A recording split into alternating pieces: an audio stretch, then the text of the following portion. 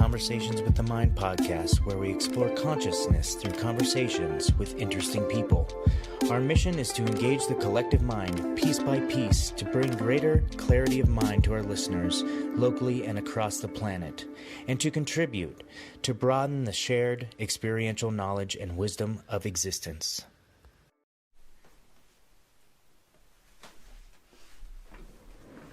Welcome back, YouTube.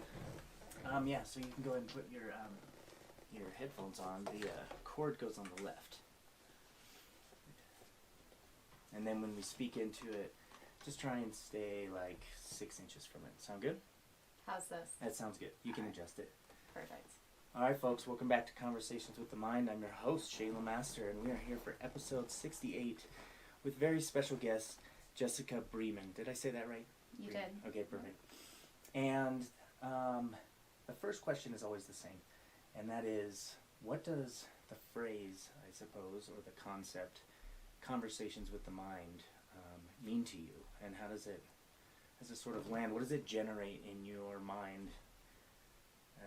I don't know.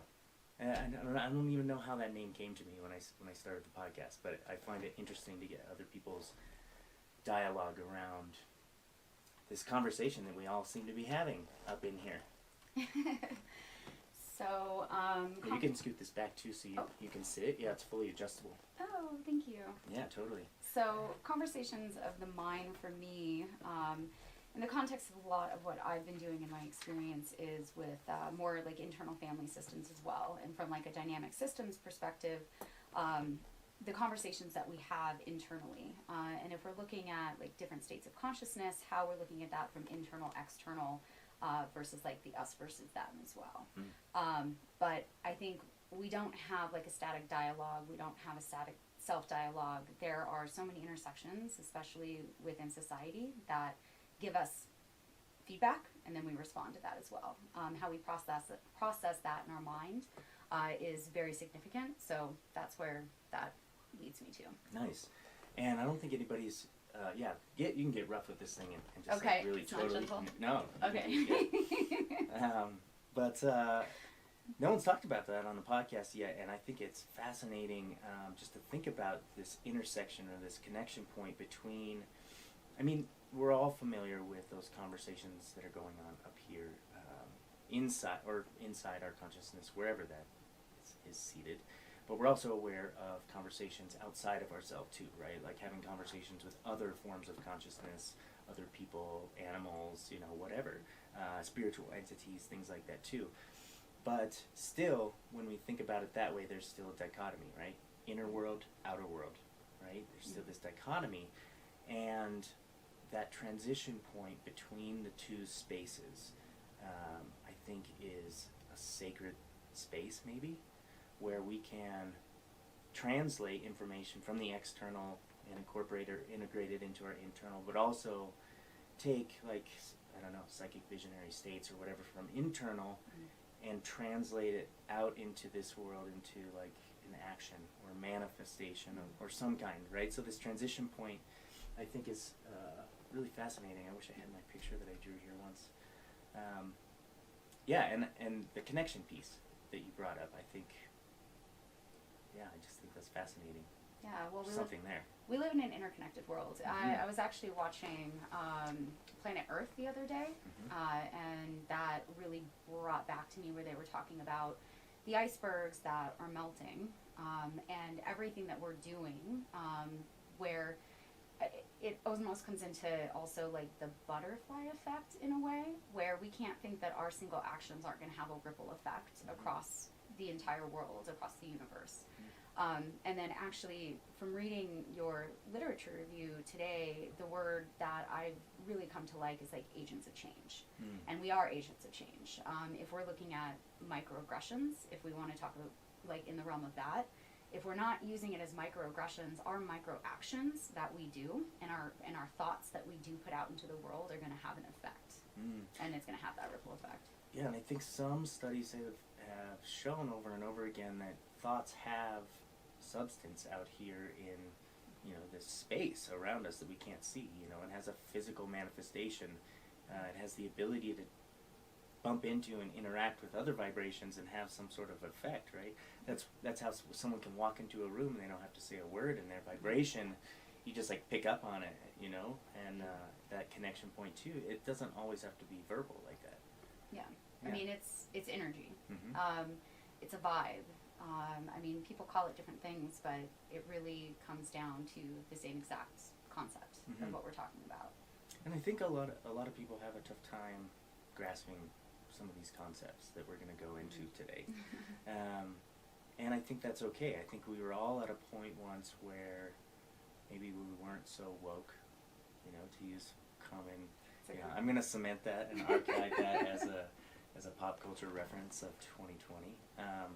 You know, but we all, in our group of friends, you know, we have these experiences that have been transformative for us, where we get glimpses of what it's like to be awakened, or we can bring things back and become more woke, I guess, or awakened. I like awakened better, to our true nature and our true selves.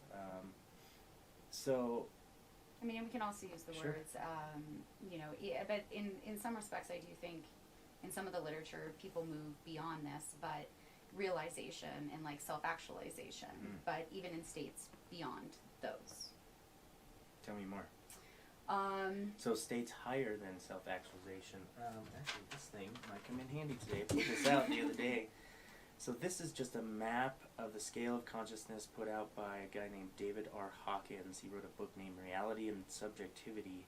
And I like how he just put it into a scale, and I don't know how valid it is or whatever, but it makes it more more understandable to my simple brain.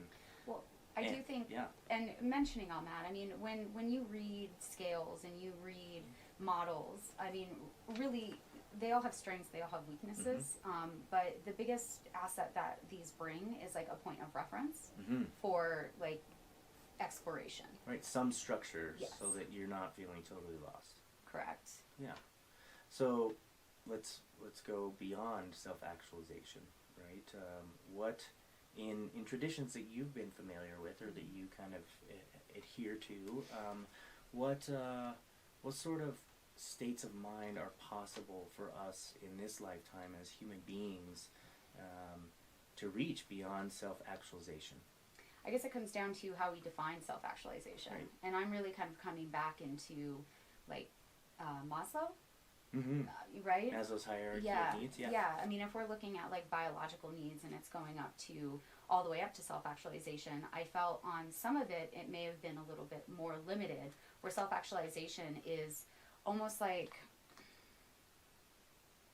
Higuchi. There was something where it's what you do and what you love and like what your passions are going to be is what you can do moving forward. But after your basic needs are met. Yes, that you know you can feel this sense of like purpose and passion. But there's this part where if we're talking about like transpersonal and consciousness work, there are areas where I think moves beyond self-actualization into this like evolutionary purpose and transpersonal areas. Yeah, and for the listeners who are unfamiliar with some of those terms, excuse me, Abraham Maslow, very famous writer, philosopher on consciousness and states of mind. And then transpersonal is a relatively new, at least coined type of practice. I think that Stan Grof is probably one of the originators, but Maslow is also a huge progenitor of these transpersonal states, and you know, really looking into the potential of the human being, rather than you know the whole rest of the field that was really focused on what can we fix that's wrong with humanity, right? And I think a lot of our current culture is still stuck on that, or at least around medicines. I'm super fascinated though in like how do we help everybody? How do we help the well as well?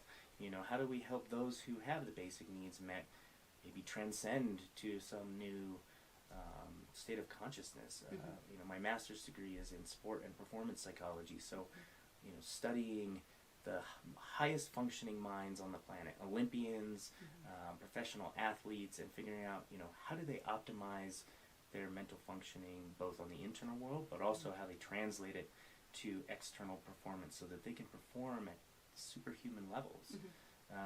So I think this is fascinating, you know, this aspect of consciousness or psychology that is often ignored, which is the positive parts of human beings. Well, and also the strength-based aspects of that.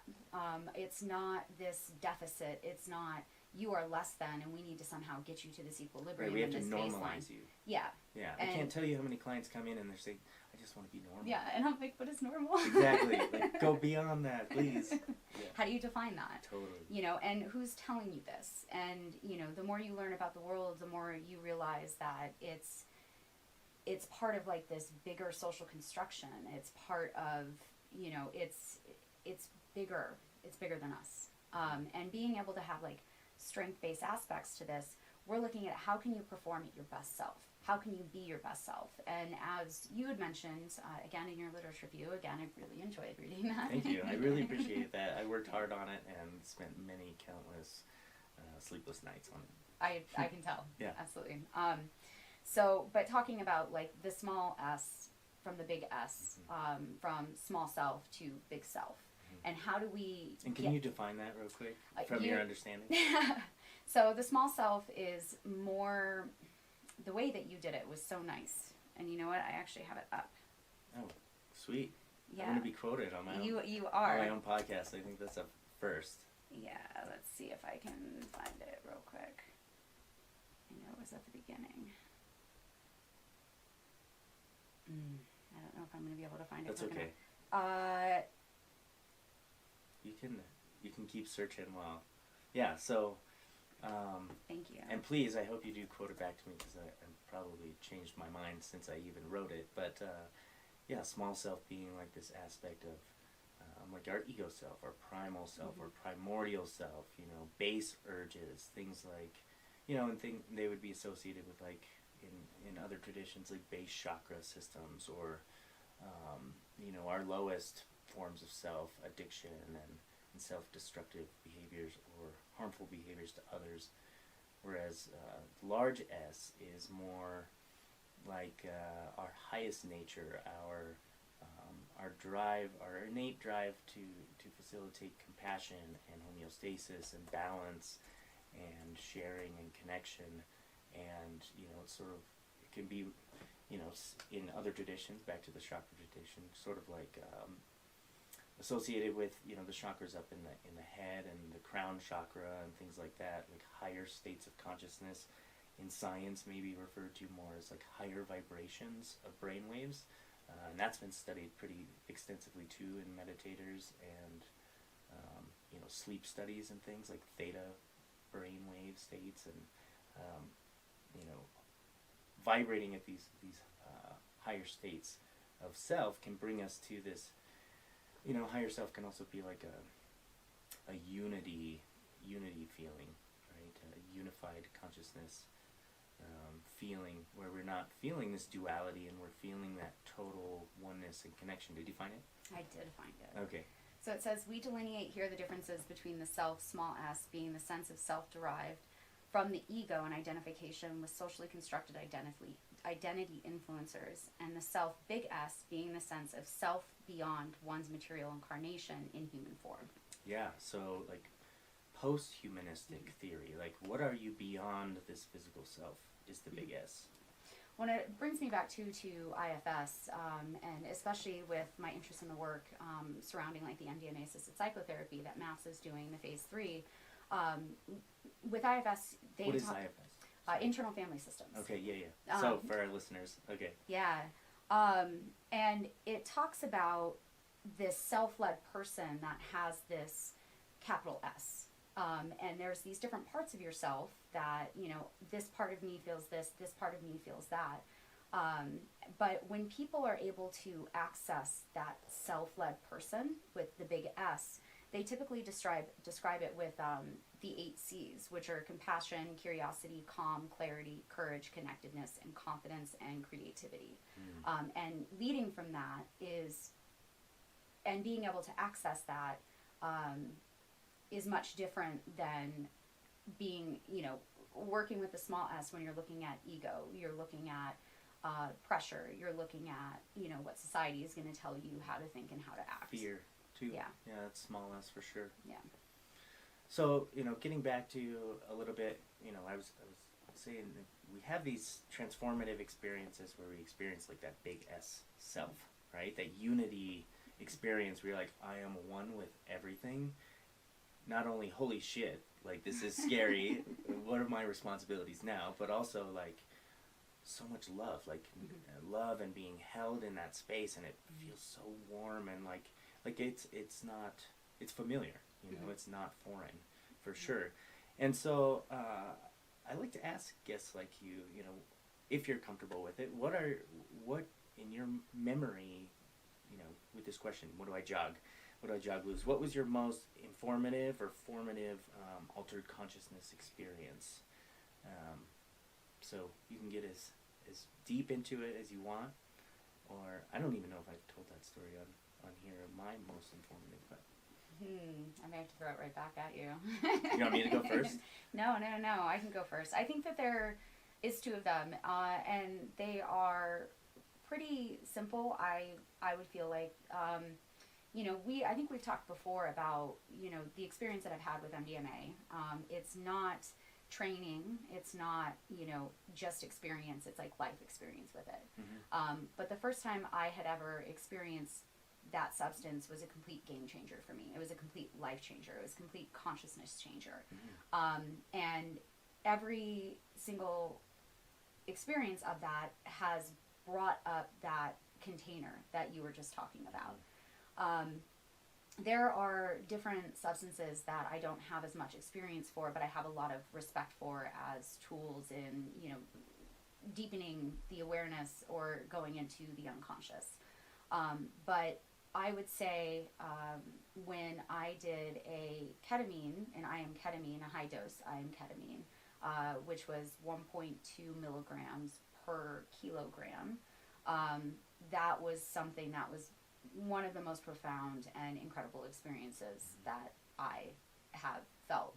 And what was even more amazing about it is the psychedelic properties of it, but how it lessens the fear of when you do it, where you don't get that quality through LSD, you don't get that quality through psilocybin, where people are able to go to these spaces, but yet be held in a very safe container, where even if you feel uncomfortable, that moves on quickly, so you don't have this fear to be able to experience this sense of, or the experience of like ego dissolution. Yeah, and for the listeners out there, MDMA is in phase 3, right? Correct. Currently, phase 3 clinical trials, so it should be a prescribable medication soon. But you need to go seek out a therapist, and there are places. So seek out, if you're interested in it, go seek out sites where you can do that. And as far as the ketamine dosage you were talking about, you said IM, so that's intramuscular. So it's just injected right into usually shoulder muscle. And you said, I think 1.3 milligrams per kilogram?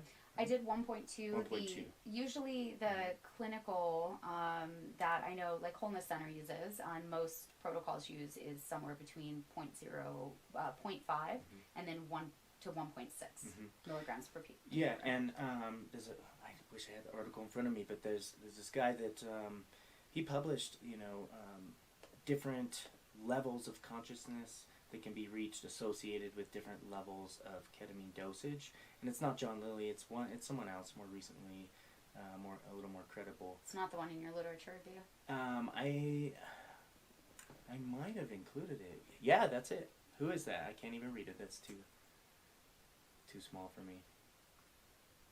Culp, yeah. Is that it? Culp.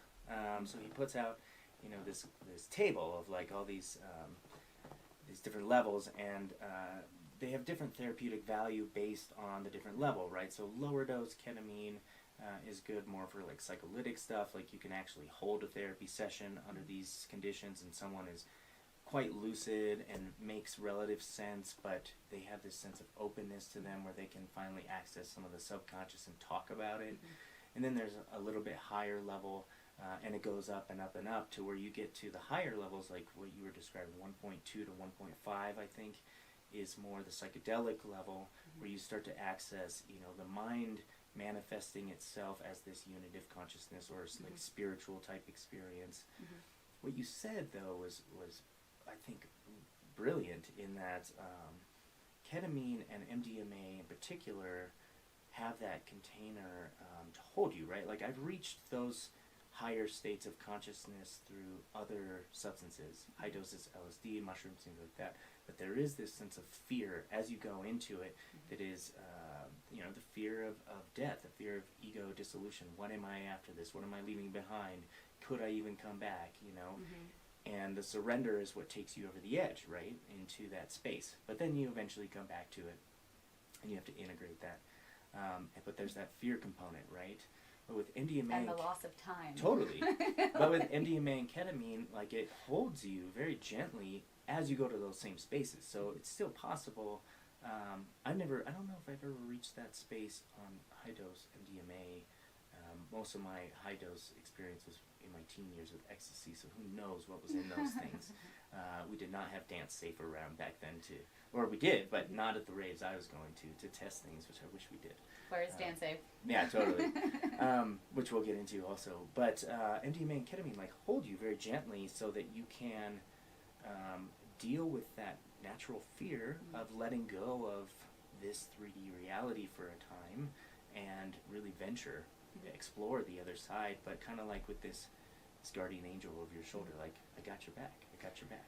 Well, and I do think, I think MDMA has psychedelic properties, of course, but there are some that argue that it really is not a psychedelic, even though it has psychedelic properties. Same with ketamine, too. Yeah. People would say that's not either. Which is interesting it is. To me. It totally is, yeah. But MDMA being more of like an I can never pronounce that. Pathogenic. Pathogenic, thank you, yeah. And I have never, in my experience, or hearing other people's, have ever heard of people going into a psychedelic space or state, or however you want to call it, the way that you would with like 5-MeO or ayahuasca. Yeah, it's not like a rocket blasting you into infinity. Ketamine, psilocybin. It's much different, even though it can have psychedelic properties as far as audio, visual, sensation, vision, things like that. But I do agree that there is a bit of a difference between, and I don't even want to use the word classical psychedelics because, I think that also gets into this portion where, people, in some of the work that we're doing, we do talk a lot about, psychedelic assisted psychotherapy and the benefits that are happening with all of this. But then I think there's this kind of confusion where people talk about just plant-based medicines, but we're forgetting about this area where there are a lot of medicines that are also synthesized. Ketamine is not like a natural substance. MDMA is, it's derived from sassafras, but it's not like a natural substance. LSD? Not a natural substance. So broadening into just this general category of psychedelics is, I think, where we need to go. I think you're right on. And Thank you. yeah, no, totally. Because they're all healers and they all serve their purpose. But some people would argue too that the more natural psychedelics, I'm using quotations here, like mushrooms, ayahuasca, things like that, that there's a spirit contained within the plant itself that these things are derived from, right? And that there's some connection maybe lost in the synthesis of it. There's synthetic psilocybin. I'd love to do a clinical trial comparing synthetic psilocybin to natural. I think that'd be really good. But some people think that some of the indigenous healing properties are lost when it's synthesized. Even with cannabis, I'm a traditionalist. I'll still smoke flower. I think that there's a lot that we don't understand about that plant, and that all the pieces of the plant, even the ones that we don't understand, all contribute in a synthesis to give me the correct effect, whereas like I could smoke the same strain through a vape pen where it's been synthesized or something like that, and it'll be different, you know, because pieces have been removed. I think it's important for us in our circles and in the United States in this era that we're trying to define what does this even mean for us in our culture. I think it's important to address that issue of like, you know, do we put synthetics up at an equal par with plant medicines? Plant medicines have much more ancient history, but similar effects. Yeah, I mean, what do you think? It's a complicated, a very complicated question. I ask really long questions on this podcast. I figured that out. Very complicated question. Yeah, I almost reached for like the pen just to take a couple of notes there.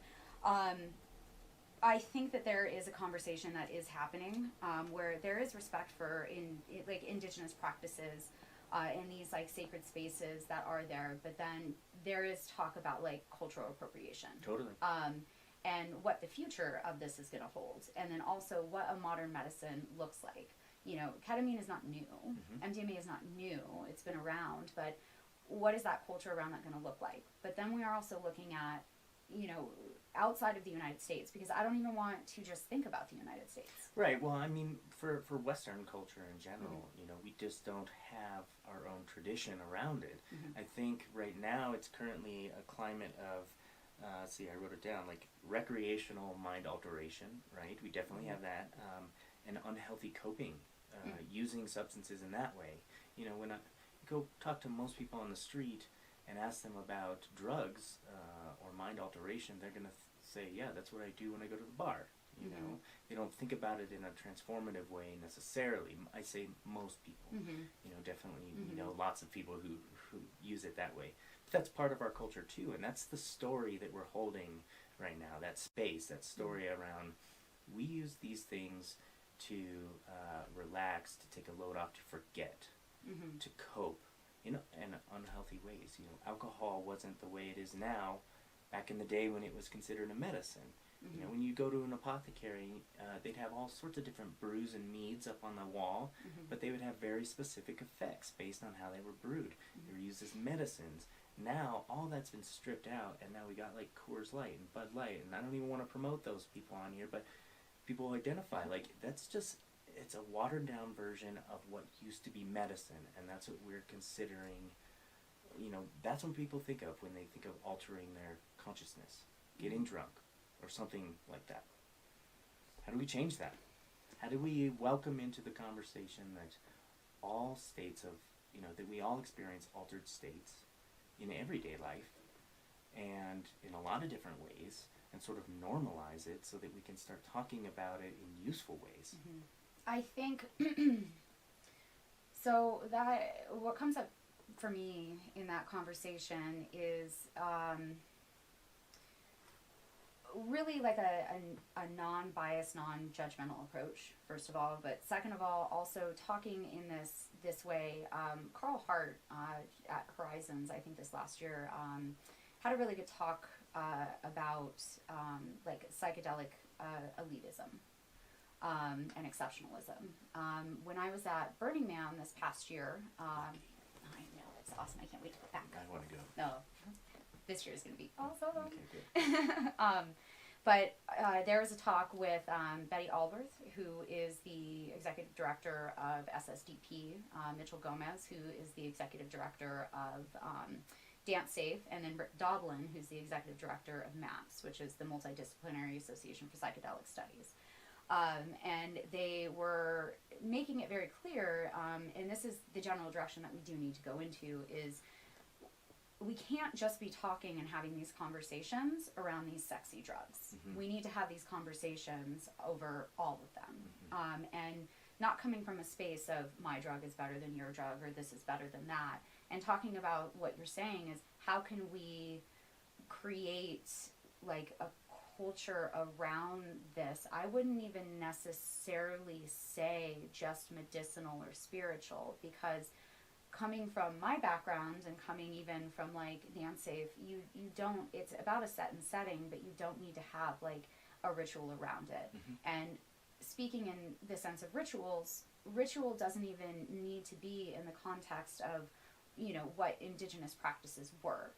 You know, we can have modern rituals for like modern medicines. Sure. Even like if you were to go to like a dance party and take a drug and just dance the night away, the dancing itself is a ritual, or the action of taking the drug is a ritual in and of itself. If you take the drug the same way every time, it's a ritual, you know. Like you said, modern day rituals, that's part of defining it for us as a culture, is like what our rituals, not appropriating ritualistic things from other cultures, even though, who knows, you know, maybe some of those rituals have efficacy if once tested, you know, across cultures, but, you know, we have our own rituals, and what does that mean? Right. What does it mean to us? Well, and I think there's also a difference between, like, use, misuse, abuse, and dependence, and there's going to be a unhealthy aspect to everything. If you, I believe it's called, like, the Gallup Strengths Test. It's like a personality test that you can do, one of the many, many out there, and it gives you the 5 biggest strengths. But when you start researching a lot of this, they don't just go into strengths and how to deal with that. They look at the unhealthy aspects of it. There's like this optimal capacity that ends up happening in whatever we do, and once you go outside of that optimal capacity, then you start, you know, having more risks, I would say, and less benefit maximization on anything that you do. You know, when people say moderation is key, you can almost take away the moderation, but how do you, you know, do risk reduction and benefit maximization on anything that you're doing? I don't think that there is a problem with alcohol. I don't think that there is a problem with heroin. No, but there's certainly, people can look at those 2 drugs in particular and see, like what you're talking about, like there is an optimal level where you can probably use and be safe, but still get optimal benefits. But as soon as you go over that, and you drink too much, then the benefits go way down. Or you use a little too much heroin and it goes way down. In my practice as an addiction counselor, I've seen so many functional heroin addicts. Like, I had no idea that even existed. But these people they're CEOs of companies, you know, they shoot up every night, a very specific amount, just to optimize whatever pain and suffering they're using it for, or alteration that they're using it for. No, absolutely. And I mean, that's part of the social construction and moving forward to like destigmatize practices and substances that are around us. Even, you know, even calling someone a junkie, changing that with people who use drugs or people who inject drugs, changing that stigma and the language around that is going to have profound effects. I actually spent some time at a needle access program in Denver, and that's one of the things that I saw most often as well. That surprised me the most often. I would say that it's not a majority of the people, because I think that there are certain substances, there's risks and benefits to everything, right? Sugar, whatever it is. But people have this stereotype, and they have preconceived notions on what something looks like. But there's CEOs who are coming in where their drug of choice is, you know, these stigmatized substances, where if anybody actually knew that, it would change their life and their the social perception around them, to where people would start looking at them as less than.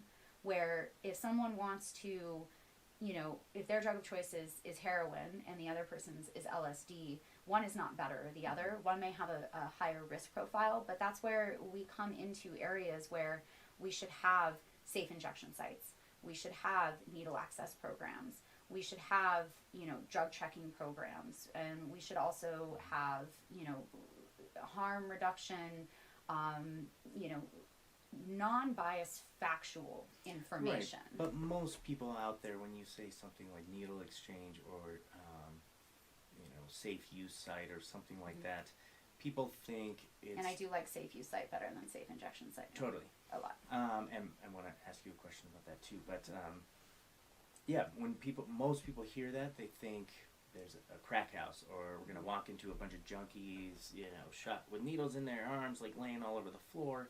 That's not what these places are. Those myths, those misconceptions about these places. Most of these people who hold these opinions have never been to one of those places. And you go to these places, and we're talking harm reduction here. I mean, these people have clean needles, so we're reducing the spread of disease, which is rampant through these communities.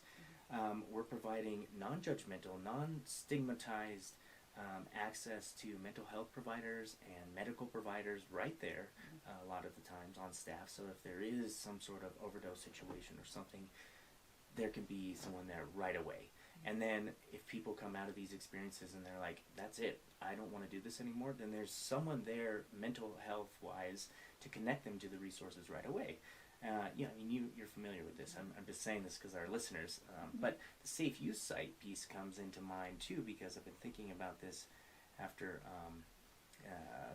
the decriminalize mushrooms movement in Denver, right? And what about safe use sites? What do you think about safe use sites for that substance, with the similar idea and framework of like safe use sites for heroin or something like that, where people could go and find a safe place with where the set and setting is relatively controlled, and they can take these mushrooms in whatever way they wish, as long as they're not doing other people harm. And there's mental health people there trained to help people through these existential crises as they're happening, because people are taking the drugs anyway, right?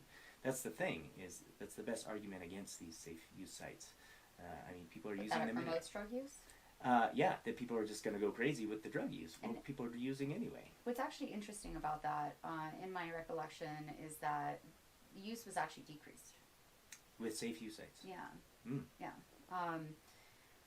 I don't have any of the studies on hand. I have to go back and look at my research, but I remember seeing that. I mean, my honest answer, I'm pretty progressive. I'm real progressive.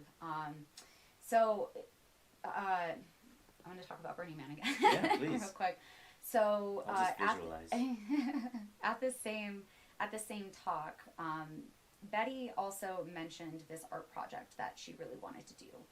It was going to be an immersive art project, and it was going to be somewhere in California where you would actually experience what it would be like to have legalized drugs, substances across the board, where they would model it after the way we have dispensaries here in Colorado, where you actually can go there, and you walk away with, like, you know, a container that has the risk profile on it, you know, typical dosage, all of this non-biased factual information. Yeah. People are so wondered, like, how are we going to do this? Yeah.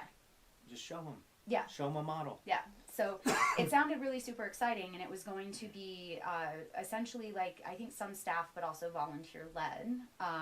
And you would go on, they would have a whole website, and it would really look like the real thing. I mean, you wouldn't leave with anything, actually, except for maybe the container with, you know, what the labeling would look like and the literature would look like. But if we're talking about ending the drug war, and we're talking about, you know, changing our paradigm that we have right now, for me personally, on a very progressive note, I am completely okay with people having spaces for that. The fact that we can go almost everywhere and drink alcohol, but you can't go to places and, you know, partake in cannabis or other things, as long as the support and, I want to say, infrastructure is there, then it should be fair that people can do that in spaces. No, totally. And I'm picturing, like, other ways that people alter their states of consciousness to either through, like, meditation or yoga or something. And there's, I mean, if it's going to be successful in the community, there is that infrastructure there. There's a yoga studio, or there's a Zen temple that you can go to, or a meditation retreat or something like that. There's like a creation of a spatial infrastructure. I think you're right. Like, it can't just be an idea floating up here in space that we try and make sense of. So this brings me up, and I really actually did like this. I'm actually really embarrassed that I don't know how to pronounce her name. But I actually found this article off of the MAPS graduate listserv that I signed up for when I joined graduate school. But it's by a woman called Nice Devonay. It's Nesedevenot. She wrote this really great essay on psychedelics and identity politics, where she's actually taking, altered states of consciousness, whatever that means to you. I know in her title it says psychedelics, but I would like to say altered states of consciousness, how she actually expresses it in there, that it is part of identity politics, and people should be able to express that, and it should be actually protected. Altered states? Yeah. Yeah, in general. Yeah. Well, I mean, it's something... Progressive. And but it's common sense, It's something that we all experience. We all experience altered states, whether you're getting the runner's high, or you just had, great sex with a partner, or you just ate your favorite meal. Like, those are all altered states, sugar highs and meditation, all these things. And to criminalize some of them and, say some are okay just because they maybe threaten some kind of, these are just theoretical underlying power structures, and all that stuff that has kind of fueled a lot of the drug war. It makes sense to open that up. So I want to before we get too far out, I want to bring you back to a question that I had for you a little while ago, in that I asked you about formative experiences for you in your understanding of consciousness. And you mentioned two substances, which we went down rabbit holes on, that helped facilitate those, but I'm wondering if you would feel comfortable describing either of those actual experiences, or both. I think some people out there who are listening hear about this stuff in the news, but they've never heard maybe a first-person subjective narrative of what you saw and where you've been and things like that. And I'd be happy to share one of mine too, because I got a huge tattoo of it on my chest to really? represent it. Yeah. Yeah. This is always very hard, honestly, for me to explain some of this. And it always comes down for me is once somebody has actually tried that, then they understand. And I can talk about that too at Wholeness Center, where I'm doing my final field placement for my master's degree. I am engaged in Ketamine Assisted Psychotherapy there. And we do like prep sessions where we go through the informed consent, we answer any questions, we talk about it, but it is hard to explain. So MDMA, what I can say about that, and I mentioned it earlier, was about like the 8 C's that it gives you. Those 8 C's is really what I do feel. If you read the MDMA Assisted Psychotherapy manual, and they start talking about the differences really between IFS and MDMA Assisted Psychotherapy, is the fact that MDMA allows you to access that self almost immediately, where when people are undergoing, internal family systems therapy, they have sometimes spent months, years, trying to figure that out and access it, and MDMA allows you basically instant access to that. What was it like for you to access it? Can you remember a particular experience where, like, afterwards you're like, I'm never going to be the same again? So that was the first time I had ever taken MDMA. And again, I mean, back here in Colorado, back when the culture, before, Molly came around and other things came around, it was pressed pills. And this one was actually one of the white doves that was going around. And I remember sitting there and like realizing and looking around, and this overwhelming sense of connection and empathy and understanding, and again, like the 8 C's that I was talking about. And I remember looking at everybody being like, I could sit here forever and just like be okay. And allowing yourself to access thoughts and talk about things that are so deep-seated, and most of those things that are like exiled away with like this fresh and like empathetic understanding that you just can't get. There's also, you know, we can talk about like dancing and music and a lot of those things that just like accentuate that experience. Everything looked different. Everything sounded different. Everything felt different. Yeah.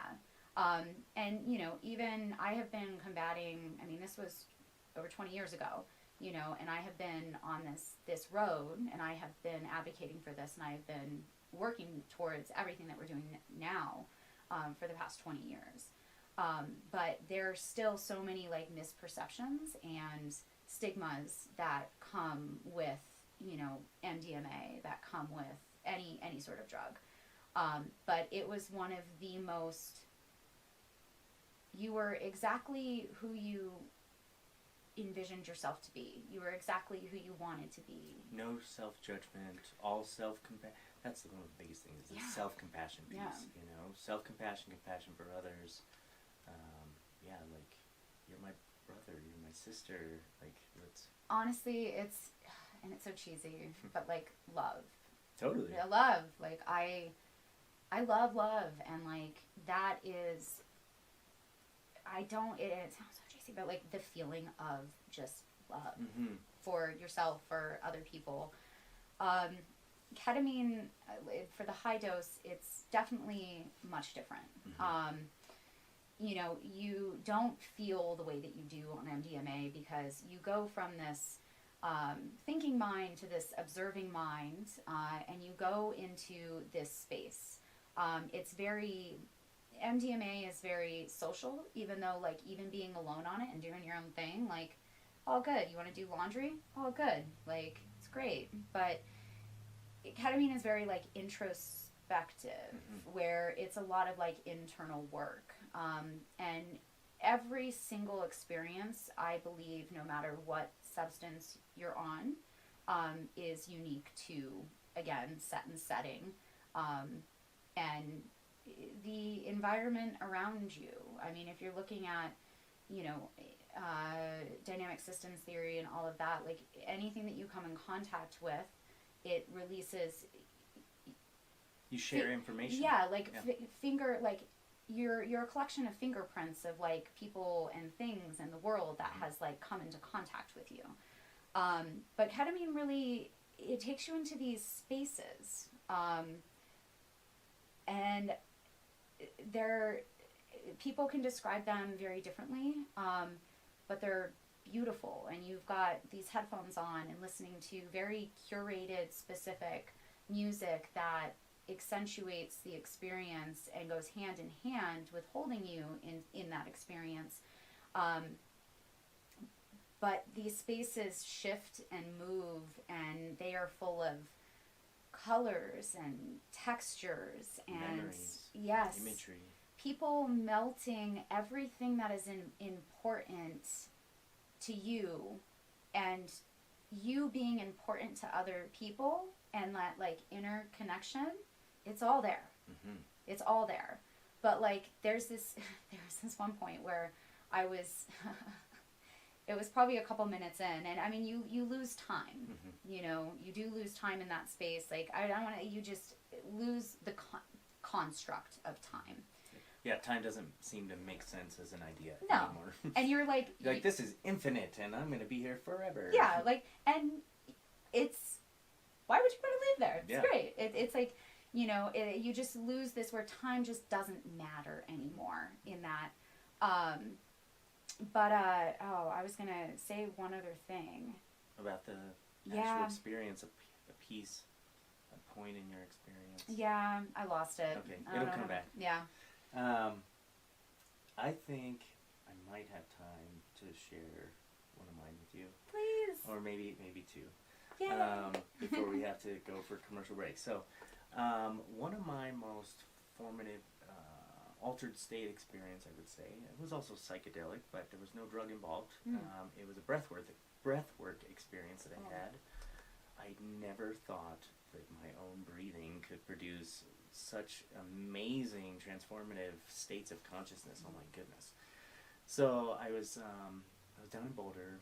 It was a group breathing experience, and there was live music going on, some tribal drumming, some cool pan drums, and really spacey music, and we get into the rhythm of our breathing. And, you know, it's a lot of effort at the beginning, and you start to question, you know, thoughts going through my head were like, is this even worth it? Like, why am I could just slow down my breathing and take a nap. Like, this is not going to do anything. But I stuck with it, you know, and I kept breathing. And maybe 20 minutes into breathing like that, I lost the thought or the sensation or the awareness that I was breathing at all anymore. But then every time I paid attention to it again, my breath was right back in rhythm, nice and deep. And then I was like, oh, okay. So I'm not this this thing breathing anymore. What am I? And that allowed me, I was like, okay, so my body's going to be fine. It's breathing, just like it's supposed to be. I can maybe let go here. And I did, and was transported into this like third-person perspective of the entire universe as it manifested itself, sort of like a slow-motion timeline of however many trillions of years multiple incarnations of the universe would be. So I zoomed out into this like third-person perspective, and what I saw was from a single point, like an expansion of the cosmos in like this double helix fashion, but that also came out according to the Fibonacci spiral ratios, right? So it was expanding at this perfect ratio, and I was like, oh my God, that was the beginning of the universe. And then it sucked back into itself. I was like, what was that? And then it came back, and then sucked back into itself. And I noticed that my visions were timed exactly as I was breathing, right? So like the expansion would be when I would breathe in, and the contraction would be when I would breathe out. And how I integrated that, what it kind of showed me afterwards was not only like confirmation that this is all cyclical, that you know we're here right now, we're going to blink out of existence and then come back into existence in all sorts of forms. It confirmed that for me, but it also showed me that life is the breath. You know, that you know, the universe is breathing right now. It's breathing us into existence. We're breathing. Animals breathe. Plants breathe. You know, the ocean, you know, transfers oxygen molecules into the water, and that's its form of breathing, right? So the universe in this vision just showed me that that I am connected to that process through my own breathing, and it was just like, again, pure love. Yeah. Well, and I've heard it independently from different people on talking about this like universal fabric of all. Yeah. But like, you are all is you, and feeling that is like, it's incredible. So. Yeah, so I mean, there's a lot of theories about it. There's digital models that can kind of show it, but until you've experienced it, like, it's just a concept, right? But you can experience these things, and you can experience them pretty easily, you know, with some of these molecules.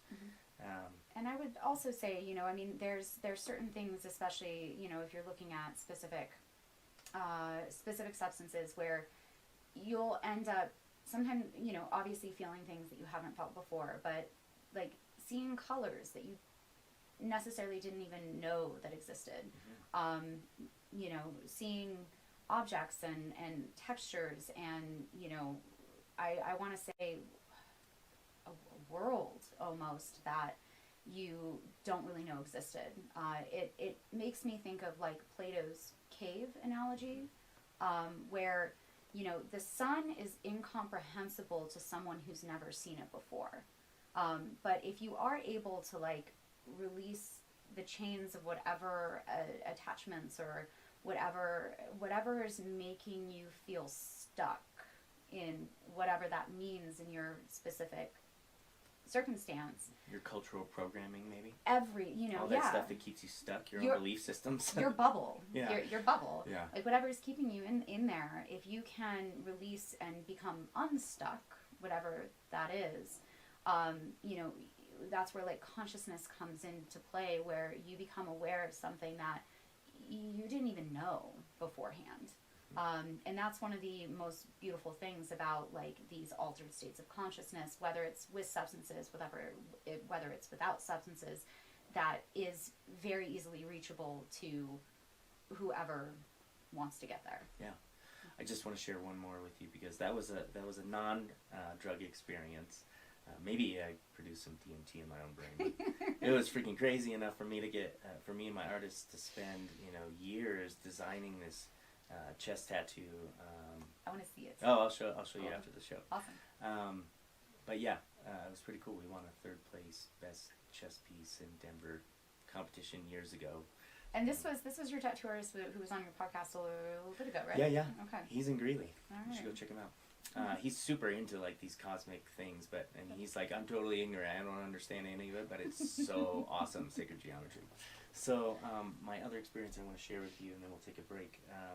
It was a ketamine experience, and this experience in particular was the first time I got a glimpse that my mind is not what I thought it was. That the capabilities of my personal human physical self and spiritual and psychological self is way beyond my own capacity for even understanding. And then that just blew everything open, and I studied psychology and got my degree, and now I'm working on just my own studies into the mind. So that's like my life. But so at this point in my life, I was like really into recreational drug use. I think I was pretty new within the first couple of years, so I was trying everything I could and being irresponsible with it, and using it mostly socially and things like that at parties. But one particular night, I was alone at home, and at this time in high school, I think I had black lights all over my room. Oh, dude. Yeah, oh, I know. Sounds like mine. And I had like those glow-in-the-dark stars on the ceiling, right? Same. And I just put on some trance music back then, and called Open Fold Transport. Yeah, it was something like, Yeah. I haven't heard that name for a long time, but I just put something like that on and took 2 huge lines intranasally of ketamine. This was probably not pure ketamine back in the day, but huge lines, maybe a half gram total, and which is way above even what that chart would say at the highest states. And then I was like, okay, I'm just gonna go to bed. So I turned on the trance music and laid back and just looked at my ceiling for hours and hours and hours. And I had my first ever out-of-body astral projection experience, where my body was asleep, okay, or my body was like in shutdown mode, but my consciousness actually left my body. I turned around, saw my body laying there, like what people would describe with near-death experience, right? And a lot of people make those connections between ketamine and near-death experience. But I'm seeing my own self, and then I was like, I wonder what I can do in this state of mind. And I flew out over the town of Loveland. And I was like, okay, I need to ground somewhere. So I went to my friend's house in my astral projection body. And I was just going around his house because I knew the layout and everything. And I saw people doing things in his house, right? Like I saw his mom doing dishes. I saw him like getting ready for bed. Like I saw his sister in her bedroom getting ready for bed, doing these things. And I was like, oh, that's interesting, whatever. And zoom back to my body, to my physical body, and then I just fall asleep, right? Great night's sleep. But the next day I go to school, and I tell my best friend about this. I was like, dude, I did this thing last night, and I was like in your house. It was so crazy. I saw your mom doing this, and you were doing this, and your sister. And he's like, dude, we were doing those things last night. How do you know that? Like, that's so creepy. And from that point on, I was just like, like I actually transported my consciousness to some other location and saw things happening. I thought that was just like psychic mumbo jumbo, but it happened. And once you experience it, you can't deny it any longer. And so from that point on, I was like, this human brain, this human mind is capable of so much more than we know, and we've forgotten so much. And I just pour my life and all my energy into figuring this thing out as best as I can. Yeah, it brings me, for even all the experiences that I have had, compared to what I think is like possible, I'm in like the infancy of this, where like, infancy is really the best way for me to describe what the possibilities are. And even hearing some people's other experiences on, you know, very powerful substances like 5-MeO and things like that, where I am just like blown away by what I'm hearing. But two things that I found interesting in what you said was like the sense of agency as well, which is something that ketamine, I do, once you work with that medicine a little bit, and we find that within our clients as well, where typically CAP sessions are between 6 and 8 sessions. And from the first one where you're taking, and you're getting used to like the texture of the medicine, people are usually fearful, you know, there's a little bit of anxiety on like, you know, what you were talking about earlier, like, am I ever going to come back? Am I going to come back differently? and you're forming a relationship with a new molecule. Like, you're literally putting something in your body, and your body has to acclimate and be like, well, this is, at first, this is a super foreign substance. Don't know what to do with it. But after a number of treatments, people become more familiar with the space. Their body recognizes it as not a threat, maybe, and they're able to interact with the molecule way better. And I think that that's for a lot of what we're doing. I mean, on many substances, but finding this sense of agency where you can actually like pan in and pan out to the spaces that you're in there. I have talked with, after they come back into their body and from the observing mind into their thinking mind again, and their ego comes back and they come back to the room. People have mentioned the way that they can like push things away, or this connection with breath that you were talking about, the way that you're breathing, and that's where if you have like a yoga practice or you know, any sort of like breathing practice that can lend itself and create more of like a rich experience where people can actually breathe in a specific manner, and it will change the spaces and like the experiences that they're in. And then also what you were saying about, you know, kind of falling away, and that was the story that I was going to mention earlier in that experience where, you know, there are people who do higher doses than what is clinical, but there's a lot less research on that. And within that experience, I remember feeling within the first couple of minutes, I was like, oh, I can still think about my ego. And then I would just like fall deeper. And then it was just an interesting shift in having that experience where my ego was still there, and I was like taunting myself that I can still like hang out with my ego. So you were actively trying to hold on to it and just be like, ha ha, you can't make me let go of this thing. And then it was just like, woo. Nope, we're going to take you. Yeah, we're taking you. And it's incredible. But again, we just want to stay mindful on all of this. There is like that optimal capacity for benefit maximization, which is important that people need to hang on to. And you said, you know, we're going to have to take a break here real soon. This GoPro's going to go out. But just real quick, like that balance between risk and reward, right? And finding the optimal balance between those two.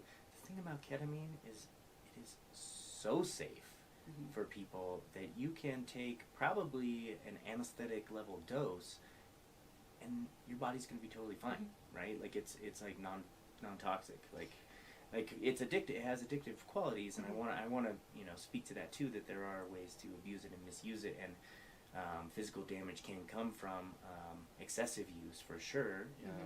But it's one of those medicines, a lot like psilocybin or cannabis, where you can ingest way more than like I don't know if you can ingest enough of those to get an LD50, you know, and where it becomes like actually threatening to your livelihood.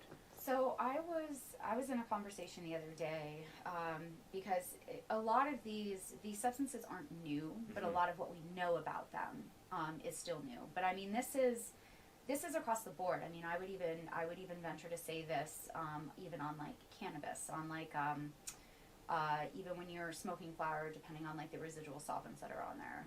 If we're talking about like dabs, you know, there hasn't been a lot of regulation around that in a long while, and we're getting more sophisticated and we're getting more aware of what we're putting into our body, but we're still unsure what the health effects of that are going to be in 10 years. True.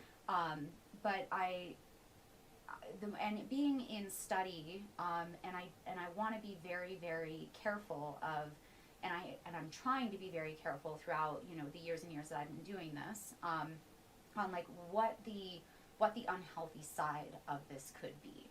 You know, like MDMA is very, very safe. Like I have a lot of trust in that medicine, a lot. But ketamine, there are some, I don't want to say studies. I have been told that in like Japan, I believe it was Japan, there's, I guess you could say, studies coming out on the abuse potential, because it has a higher risk potential than psilocybin. Sure. Or like LSD. But it's still not necessarily highly addictive. But I can also say that any substance can be addictive, depending on who that person is. Or a behavior can be addictive, or an emotion can be addictive. Right. Thought pattern. Right, anything. Working out, I mean, however it is, the addiction It was probably can happen. Korea too. It was it? It probably was. Okay. There's been an uptick of studies in Korea around ketamine because of and there's been a huge boom in street use over there. Yes. And mostly with adolescents and teens and young 20s. Yes. This is, and what they're finding is, and we're talking high chronic daily use of maybe several grams a day, but their brains they're becoming in this disassociative state that it is causing like permanent, I don't know if I want to say brain damage, but like brain alterations. Like a disconnection, like yeah. They're starting to find the dissociative state more appealing than everyday state, and want to stay in it so much that they're finding it harder and harder to come back from those states. And I think that can happen with anything. I mean, look at sugar. You get further down the rabbit hole with sugar, and it makes it harder and harder to get back on the bike and go for a ride, right? All these behaviors like that. Well, and being an addictions counselor, like, you also appreciate that, and I think this is where people have a misunderstanding sometimes too, that if you have a bad, like an unhealthy or a challenging relationship with one thing, it does not mean that you have a challenging or an unhealthy relationship with something else. It's true. And that was a hard lesson for me to learn. I went through my own periods of addiction too, and went to rehabs and inpatients and all that stuff. And I was taught the abstinence model, through AA. You're not sober unless you're totally sober, and yet they smoke so many cigarettes and imbibe caffeine and all this. So many altered states in those rooms. But anyway, so the donuts. Right, but you're taught this abstinence model, right? And then maybe 3 or 4 years into my sobriety, I had like this anxiety attack, and I didn't know what to do with it. And I remembered that back in the day, cannabis helped with that. So, 4 years into my sobriety, I smoked a joint, and it really helped. And I was like, holy shit, this is a whole new relationship. I'm not smoking this to get fucked up. I'm smoking this to like calm down. And from that point on too, it was a reformation of my relationship with psychedelics and mind-altering substances, and I've come to find that pretty much only alcohol was my problem, and I had to remove that piece of the equation, and then the equation balanced itself. But I want to leave it right there. Okay, so we're going to take a quick commercial break, and we'll be right back.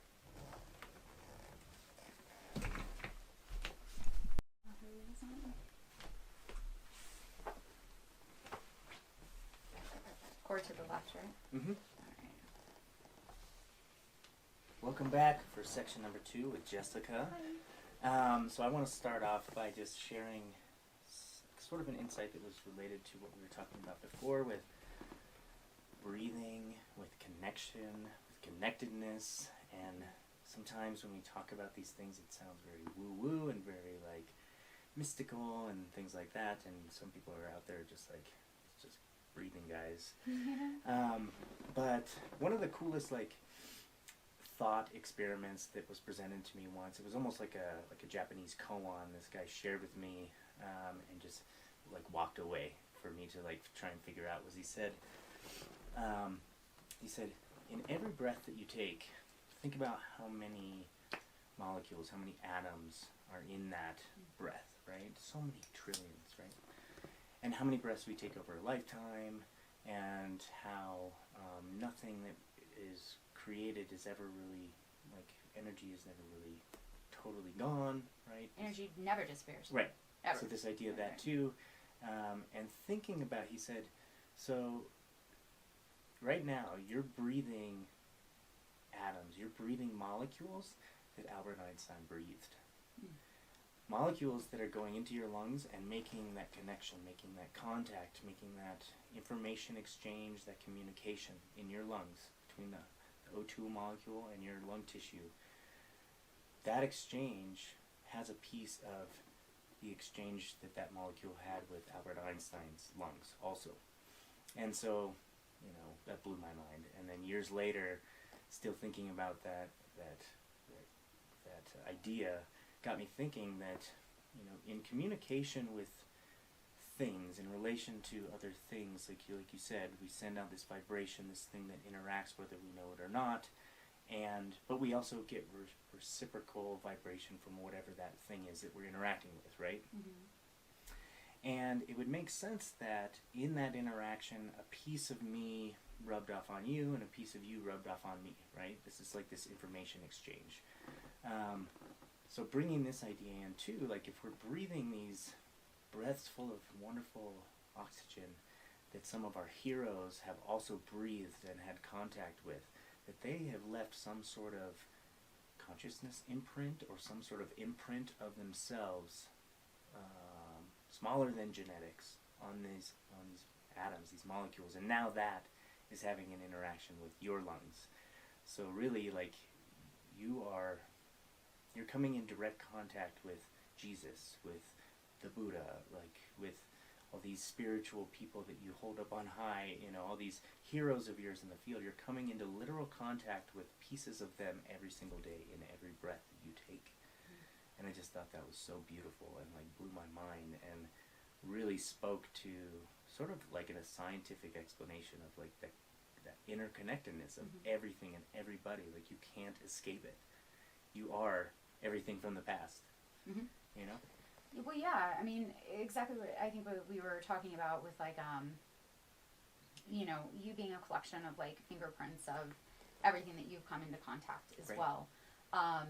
But I would also like to take this a step further on what we're talking about, like, interconnectedness and unity and oneness, where you're breathing in everything that is not even from, like, well-known people, but the struggles of like your next door neighbor, mm-hmm. People who are very close, people from around the world, things from around the world, everything, again, everything is connected. Mm-hmm.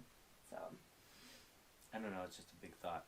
I wanted to start this section with a huge like mind blower like that for it's a huge thought because some things came to my mind where I was like, well, where were they exactly breathing? Sure. And do molecules and energy, what are people's thoughts on how that travels, how mm-hmm. fast that travels? Mm-hmm. And it's actually not a conversation that I have been in often. I've actually never had a conversation like that in that context. So, yeah, it was definitely like... Yeah, I have a friend, and I think you know him too, but he got this book signed by... I think he bought Pico and Tico, and it was signed by Shogun and his wife. Mm-hmm.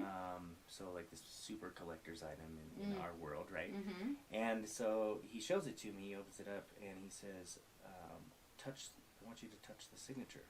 So okay, I'll touch this thing, so I'm touching it, and then he puts his hand on mine. He's like, you just like absorbed a piece of him. And I'm like, well, kind of. What do you mean? He's like, oh, I'm sure like. He signed the thing and pieces of like his dead skin cells and like mm-hmm. part of his genetics was left on that page there, and your genetics just had an interaction with his genetics. Mm-hmm. I was like, holy cow, that was so worth the many thousands of dollars you just paid for that book. Thank you for letting me have that experience. And so I wish I had that. Right? No, that'd be a nice grab. Yeah, well, and I think it comes down to as well, like. Not only, I mean, I think sometimes even like the social work profession, right? We've done a lot to try to make this scientific, to, you know, say professionally, socially, like we're here and we're grounded here, and this is something that's like evidence-based. But coming into contact with something like that, a piece like that, like when I'm coming into contact with your signed art around this room, there's like a specific feeling, there's a specific, you know, energy that I'm getting from that. Mm-hmm. Something that, Alex Gray left on that painting of vibrational energy, you know, you just picked up on some of that. Mm-hmm. Like, and there's a feeling. Yeah. I mean, it's powerful, and it's there. Yeah. And plus, you've been in his presence too, so you know. I met him at Burning Man. Yeah, so sure. so your body has resonated with his too. Yeah. So it I kind give of him a hug. It recognizes that. Yeah, Yeah, that's nice. nice.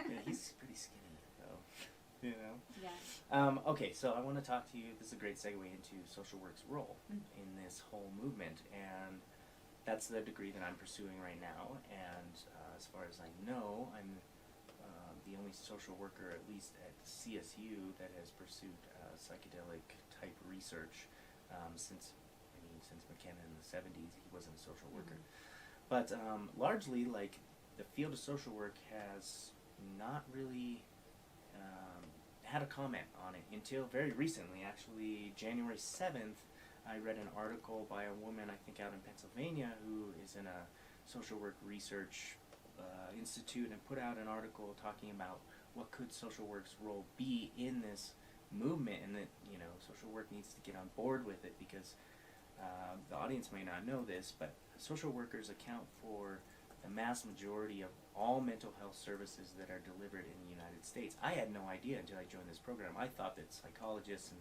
the psychology field kind of took the monopoly on that, but really social work has the largest role right now in the mental health fields, and yet they have stayed, you know, a little, I don't know. I haven't been in social work for very long, but they've stayed away from talking about altered states, talking about psychedelics, and talking about what I'm really interested in, which is the transpersonal or the mystical, right? There's a little bit of transpersonal social work out there, but the mystical experience and how transformative that experience has been kind of swept under the rug or denied by modern social work and modern psychology. Yeah. So what is our role? I agree with you on this. And it's been a pleasure being able to, you know, connect with you on this level, but also connect with the other social workers who are within our circle, and some of the people, colleagues, friends that are doing some of the same thing. I am, too, the only person at my school who has pursued something like this. It has been an interesting experience bringing this in there, because still what we are teaching, I've been very impressed with my program, and one of the things that really surprised me about social work, I'm trying to figure out the best word to describe this. When I first said that I was going into social work, people would pat me on the shoulder and be like, "Oh, good for you. Like, we need more of you." Yeah, good for you. Totally. You know, like, and it was almost, I don't want to say like condescending, but it was almost like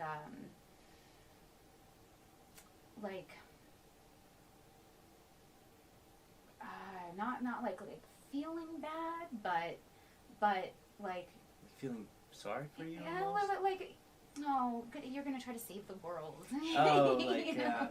You're so optimistic. Yeah, and like oh, you're committed to making no money. You know, and just like it's these perceptions that we have around social work and what it's been historically and how it started and to where it is now. What surprised me most, so my social work degree, I took an integrated approach, so I didn't choose micro and macro, I chose both of them. So I literally took 2 electives out of my entire program, and everything else has been the core curriculum for clinical work and also community-based work.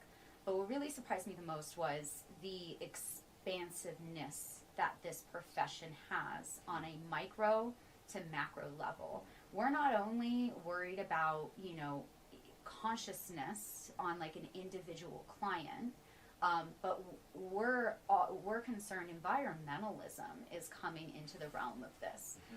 So I'm trying to find the word of that. This profession is one of the most diverse professions that we can have out there.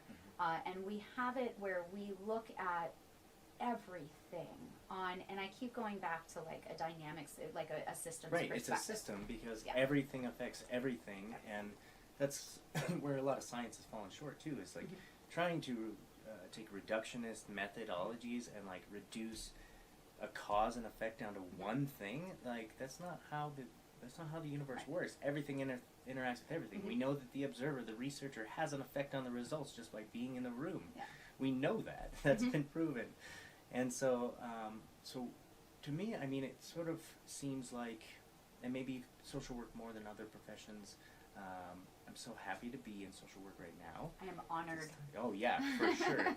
And because we are so broad in our capability and our utility and our usefulness to society, because we take that systems-based approach, right? And we can see these patterns and interactions that might might go by the wayside of classical scientists.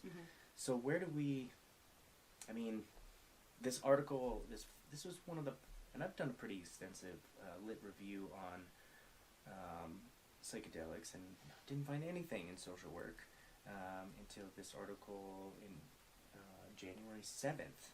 So we're only now getting to it, and what do you think our potential within social work is for contributing to this movement, to this renaissance?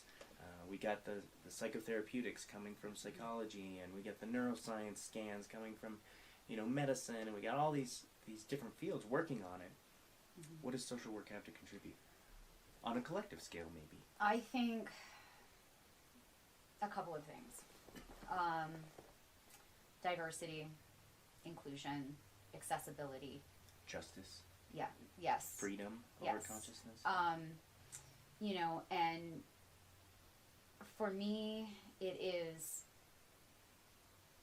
taking it, I mean, even outside of like the context of America, but looking at this outside of, the USA. I mean, a lot of these conversations are being centralized here. I mean, I've been to some countries where if you have a joint on you, they're going to give you the death penalty. And like people. Thailand was like that, but they just passed like a legalization over there. Yeah, it's crazy turnaround. Yeah, like so people don't really play around with that so much, and there really isn't these talks. But being able to get out there into the community and providing education.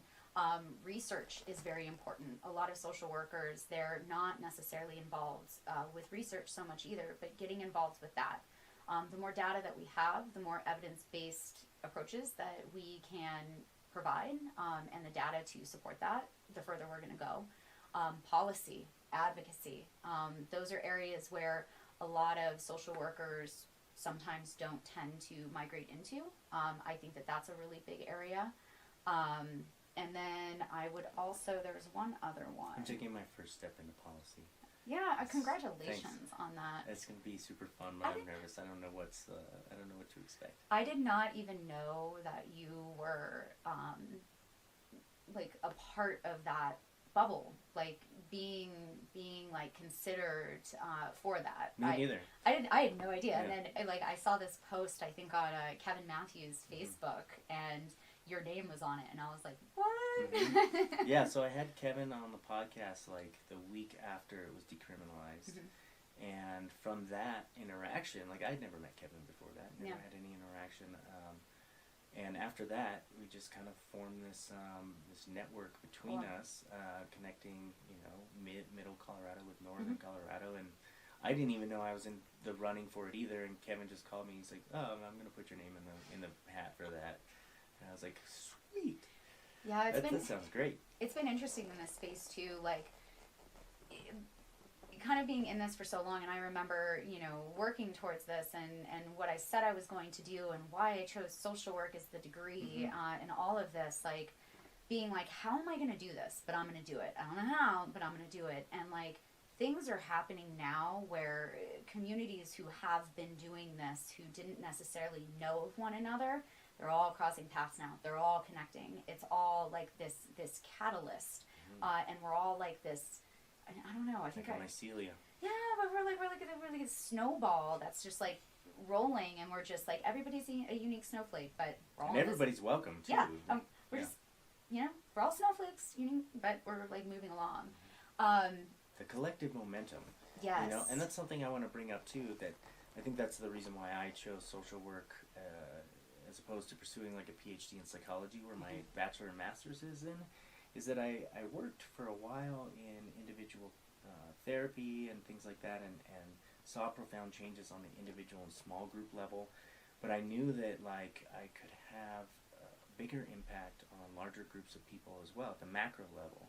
And so that's why I jumped into social work, is because I was looking around and I was seeing individual people healing and individual consciousness raising, but I wasn't seeing it on the larger community scale, on global scale. Like collective consciousness was just not shifting in my view, and so I was like, well, how am I going to have the biggest impact? And then I met Shannon, and social work came into the picture, and I was like, wow, like I can take all the skill sets that I had in psychology and transfer it to helping like masses of people all at once.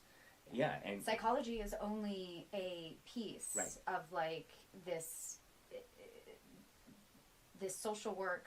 I want to say the word bubble, but I don't know. It's like just a piece of it. Yeah, totally. And so, but I saw that I wanted to start affecting consciousness on this collective level. If we were going to solve any of these eco problems or genocides that are still happening, slavery that's still happening across the world, poverty, hunger, hate. If we were going to address those issues globally, we can't just be working on individuals at a small level. So I was like, well, that's it. Like I got to go to the collective. And so thinking about this a little bit more recently, it seems like I'm still not seeing. I'm seeing more of a consciousness shift across the pendulum, a little bit towards more freedom over consciousness, but not as fast as we'd like. And but it seems like now more than ever we have this collective pressure that I think we all feel this pressure that like we have to change something, and it has to happen now. Like it can't just happen in 10 years. We can't just plan to change things in 50 years. It has to happen now. There's climate change happening and all these horrible things that are getting worse. There's a lot getting better, but a lot of these things are getting worse, and I think we all feel this pressure to make this shift, right? And I think that's where social work maybe comes in, is like, let's help society make that transition. Let's help people find their way along their own path. Let's help connect people. Let's help network people, because we are a multidisciplinary field.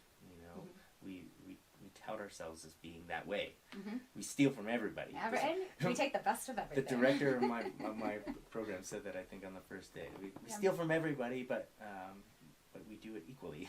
Yeah, And that collective knowledge base, everybody coming together on all dimensions of wellness. Has so much more power than just trying to hit at the little cherry pick. At the little symptoms. And I think social workers, they have a really big impact on, speaking of Shannon,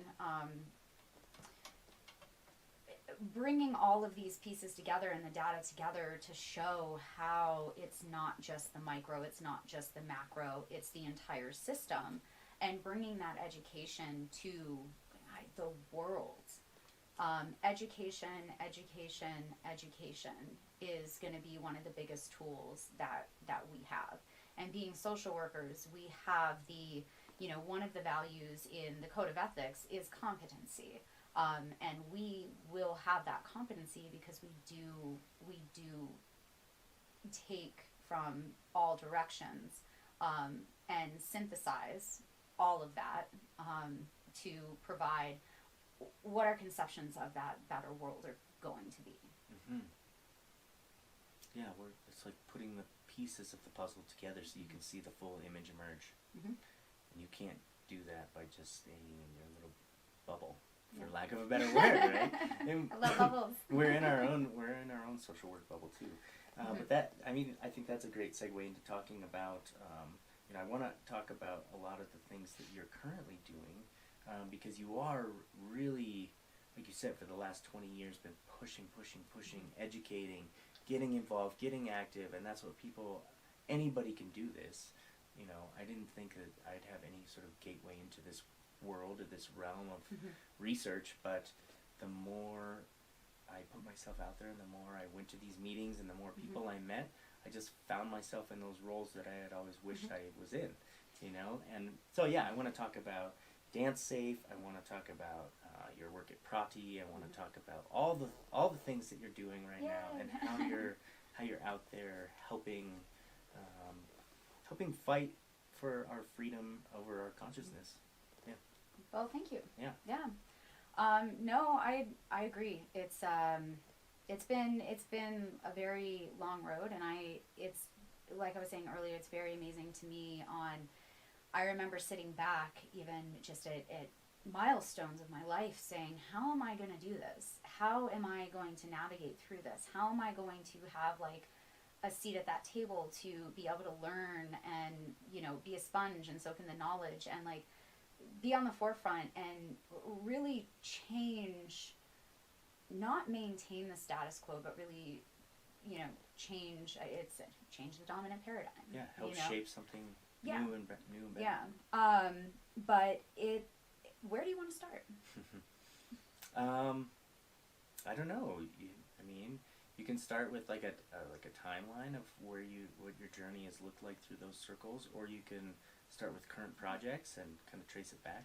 So, social work really hit me. I have a criminal justice and criminology bachelor's degree. I thought I wanted to be a criminal defense attorney for a very long time. And then when I was in my 4th year of undergraduate, I ended up, bankruptcy fell into my lap. I was actually living up here in Fort Collins. I had moved up here and I had met this woman who was a pretty successful bankruptcy attorney up here.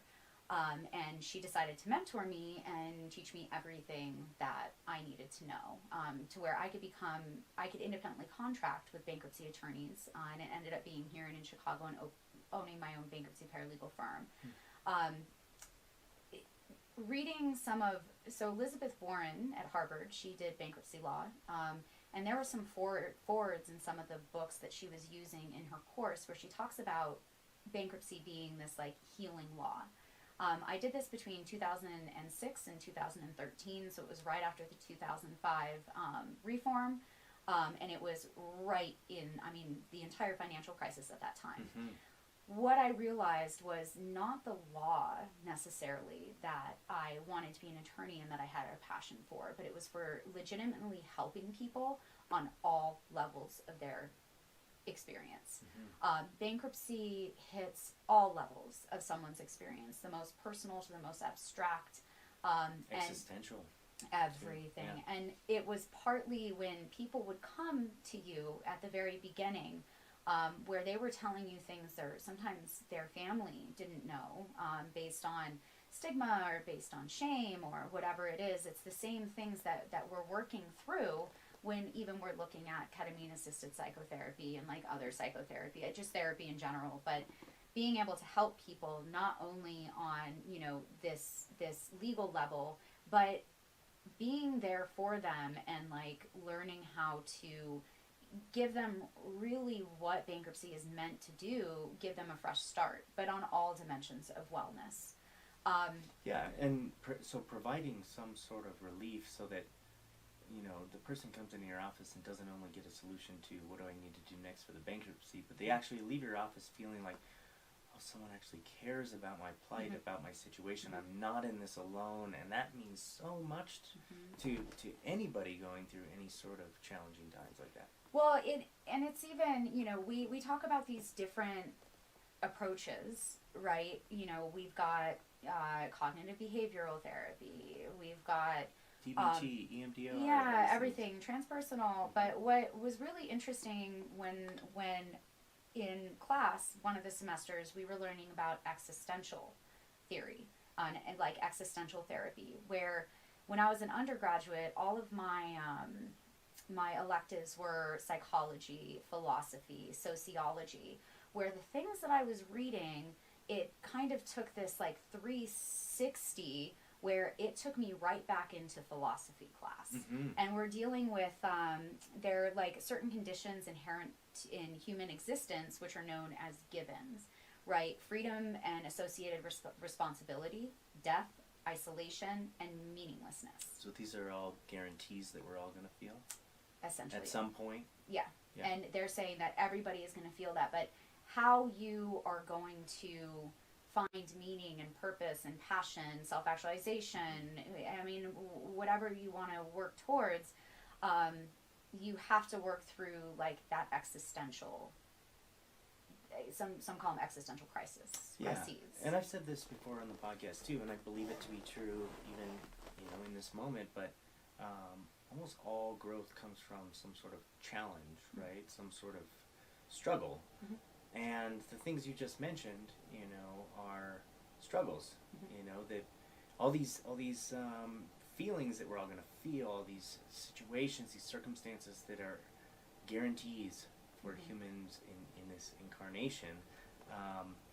It's not about whether you're going to deal with it or not. It's about how you deal with it. Mm-hmm. It's about how you transform that experience into something that can be useful, something that you can grow from. Right? Those challenges are guaranteed. Mm-hmm. What are you going to do about it? Well, and I think it's basic economic modeling sometimes, where you've got these areas of like growth, and then you have these areas of tribulation. But what your hope is after those areas of tribulation is that you're going to operate at some sort of higher level after that. And so, being and experiencing bankruptcy from that level and looking at it from that perspective, I knew that social work was it was where I wanted to go. From graduating in undergraduate to starting graduate school, there was a little bit more of a gap than I expected to, but I did finally end up making it there. So it was very awesome. It was a very proud moment when I actually enrolled. Right, and then you figure out you've been on the path the whole time. Yeah, I know. You didn't even divert. I know, it's so crazy. Yeah. I even think that now, even working with like Wholeness Center and PRaTI, I'm like, I've been working with this for 20 years, and it's just like everything has come together, and everything I've always ever done has led up to this. Yeah. I believe in not necessarily fate, but I believe in causal determinism, but I also believe in a sense of agency, where you have a choice between A, B, C, or D, and there's going to be like prior determining causes for choices that you're going to make in the future, because some doors are going to be shut, but other doors are going to end up being open. And the ones that I have thought in my life that were going to be shut, and I was like, oh, somehow I took a misstep. I went off the path. I don't know where I am. I'm in this like, if you're looking at the Cynefin framework, I'm in this like chaotic space. I'm not in this like familiar space, and cause and effect isn't making sense for me right now, because now I don't know what direction I'm going into. But then I kind of keep going, and then once I look back, I can see that my path, where I have, set aside very nicely the bushes, I can see that I was on this the entire time. So in undergraduate, I knew, I wrote a lot of my papers on prisons for profit. I wrote a lot of my research on MDMA assisted psychotherapy. I wrote it a lot on harm reduction and needle exchange programs. When I finally got into the master's degree, what got me, they asked me to write a paper on one of the biggest social ills that I think is part of our society today, and I gave them the prisons for profit. And it got received very well, but I always knew that MDMA assisted psychotherapy and the war on drugs and criminal justice reform was really the realm that I wanted to research and explore. I am in a program that, because I work full-time as well, I'm in a program that is part-time, and it's one class every 8 weeks, or every 8 weeks, year-round. So you really don't get a break, but you do get 2 field placements that are 2 semesters long, and you have to fulfill like 580 hours for each of them. So it's pretty significant to get like on the ground, actual like being a sponge and getting that experience. During my first one, what I really wanted was to somehow be involved and try to get into like the MDMA space, but there's a lot of regulation around it. It's a lot harder to like get into that space, and being, you know, my first field placement through the university, I wasn't able to engage in clinical work. It just wasn't ripe yet. My skills and my knowledge and what I needed to learn, they absolutely weren't right there. So my next best, there were 2 other options that I wanted to do. One was a needle exchange program, and then the other one was DanceSafe. They were my shining star, and I remember sitting back and saying, I don't know how I'm gonna like do this. I have absolutely no idea how I'm going to, I don't convince these people to let me come hang out with them for a while. And a friend just said, you know, just sit down and like write this email, and really just like give everything that you have for that. Pour it out. Yeah, and the truth. Yeah, literally, like this is where you're at. Just give it. I mean, the worst that's going to happen is they're going to say no. You know, we're not available, or you know, no, whatever. No. But you're guaranteed to fail if you don't even try. Right, and this is the only thing that has held me back the most in my life is fear. Yeah, totally. Me too. Just fear.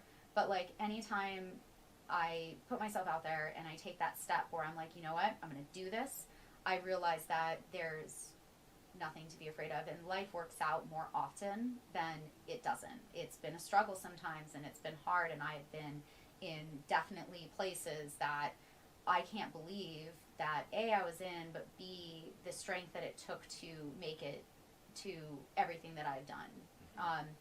So anyways, DanceSafe, they, the director of operations and the chief legal and financial officer ended up getting back to me, and we ended up meeting at Cheeseman Park and walking around Cheeseman Park, and that was like a working interview, just talking about our ideals and our views, and we just really hit it off, and that's where I ended up doing my first field placement.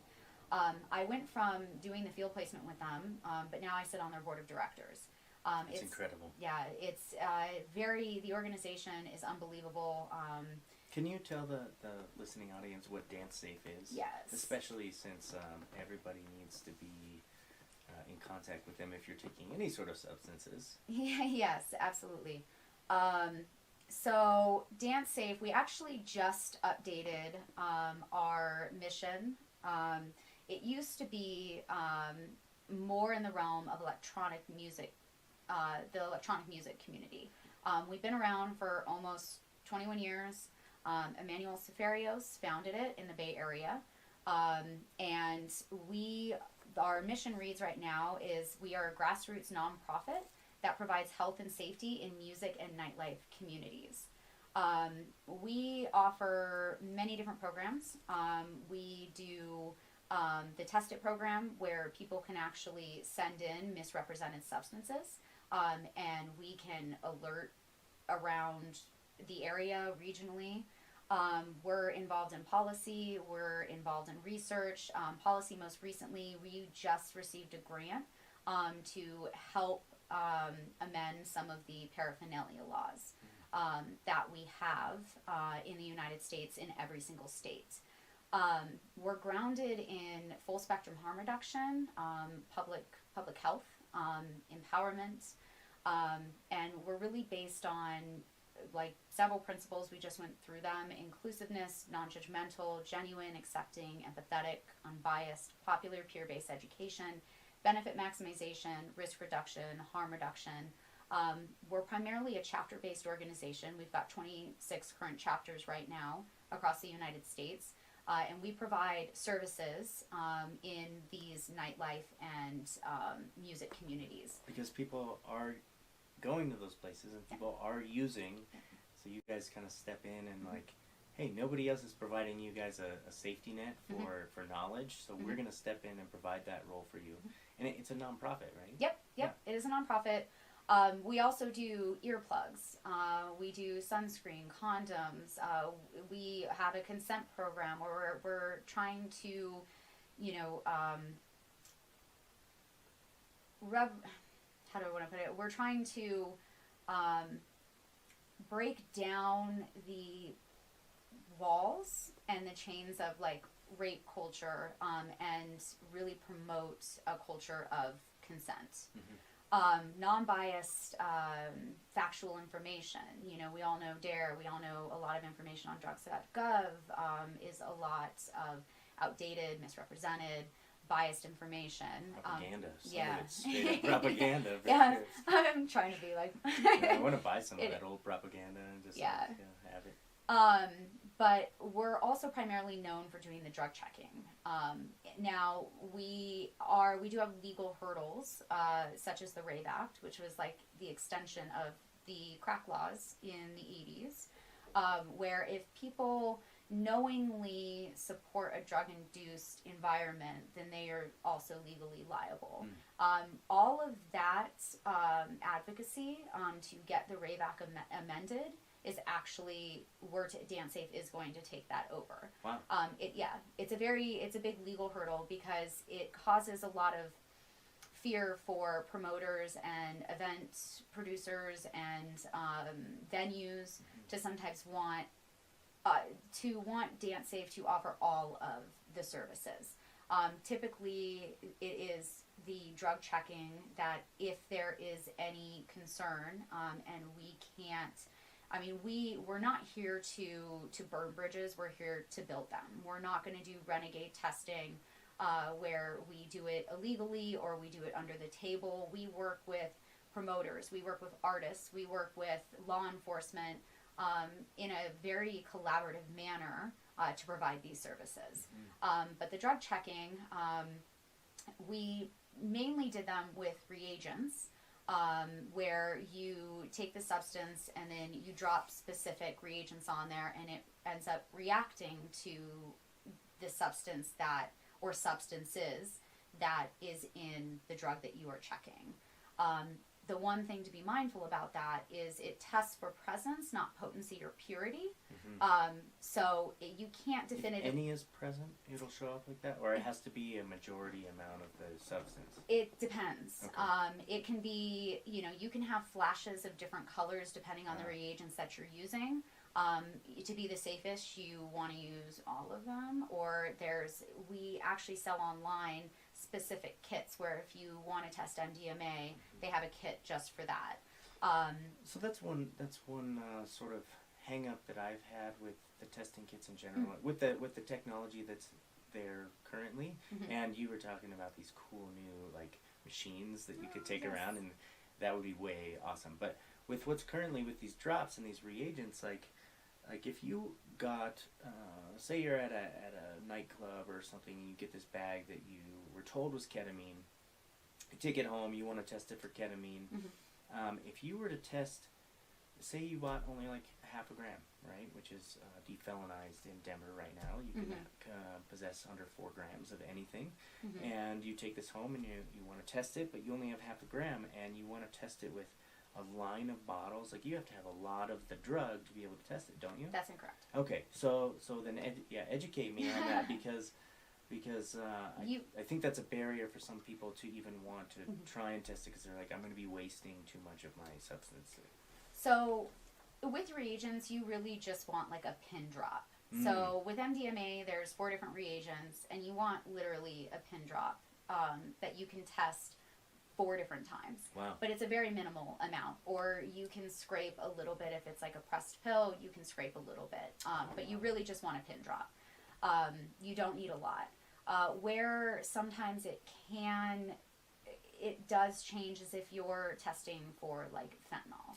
That's the biggest problem right now. Yeah, and it's got this, what they call a chocolate chip cookie effect, where it doesn't distribute evenly through the sample.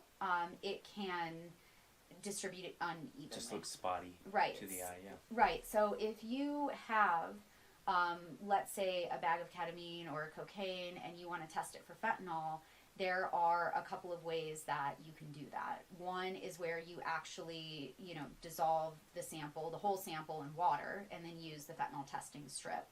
Or you can pour that out of the baggie, and you can pour water into the baggie. It is honestly the best way is to test the entire sample because of this chocolate chip cookie effect. But if you want to take that random sample approach, I guess, with a little, we give you all the information on this. You can actually fill that baggie up with water and then take the test strip in there. It makes sense that would be a pretty reasonable sample of what's actually in the bag. I mean, even if you're testing, LSD or anything with like the indole structure, you only need a little corner of the blotter. Okay. So, you don't need a lot. Know. But this really leads me into something very exciting that we have been doing. For a little bit over the past month, we've opened up a fundraiser. We know the limitations for the reagent testing, but we have raised $52,000 out of the $61,000 that we are trying to fundraise for 2 FTIR machines. And this is the more advanced, sophisticated technology where we can not only test for presence, but we can test for purity and potency. And instead of testing like the predominant substance, whereas in the reagents, if you have, let's say you've got a sample and someone misrepresented MDMA and they added methamphetamine in it. MDMA, you're going to see, when you're testing that, you should see a lot of times like a flash of yellowish orange going into the color of the MDMA. And then there's 3 reagents that are like a deep, deep purple to black. And then the 4th one actually turns a very bright blue. And you need all 4 to test for an MDMA-like substance.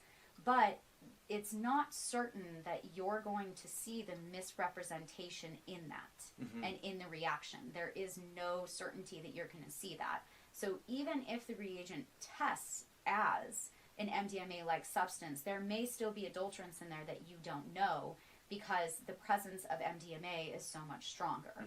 But as like as first aid or the first line defense, I mean, test it before you ingest it for sure. And if the only thing that you have is reagents, I can't tell you the data and the amount of information that you get and the amount of substances that people don't take because of the amount of misrepresentation that happens and them knowing that just off the reagents. But this new technology, we're going to be able to take these 2 festivals on places that we can do on-site testing, and it is going to change the game on our drug checking program. And are the results pretty immediate? Like once you stick it in the machine until like the person doesn't have to wait around an hour? Yep.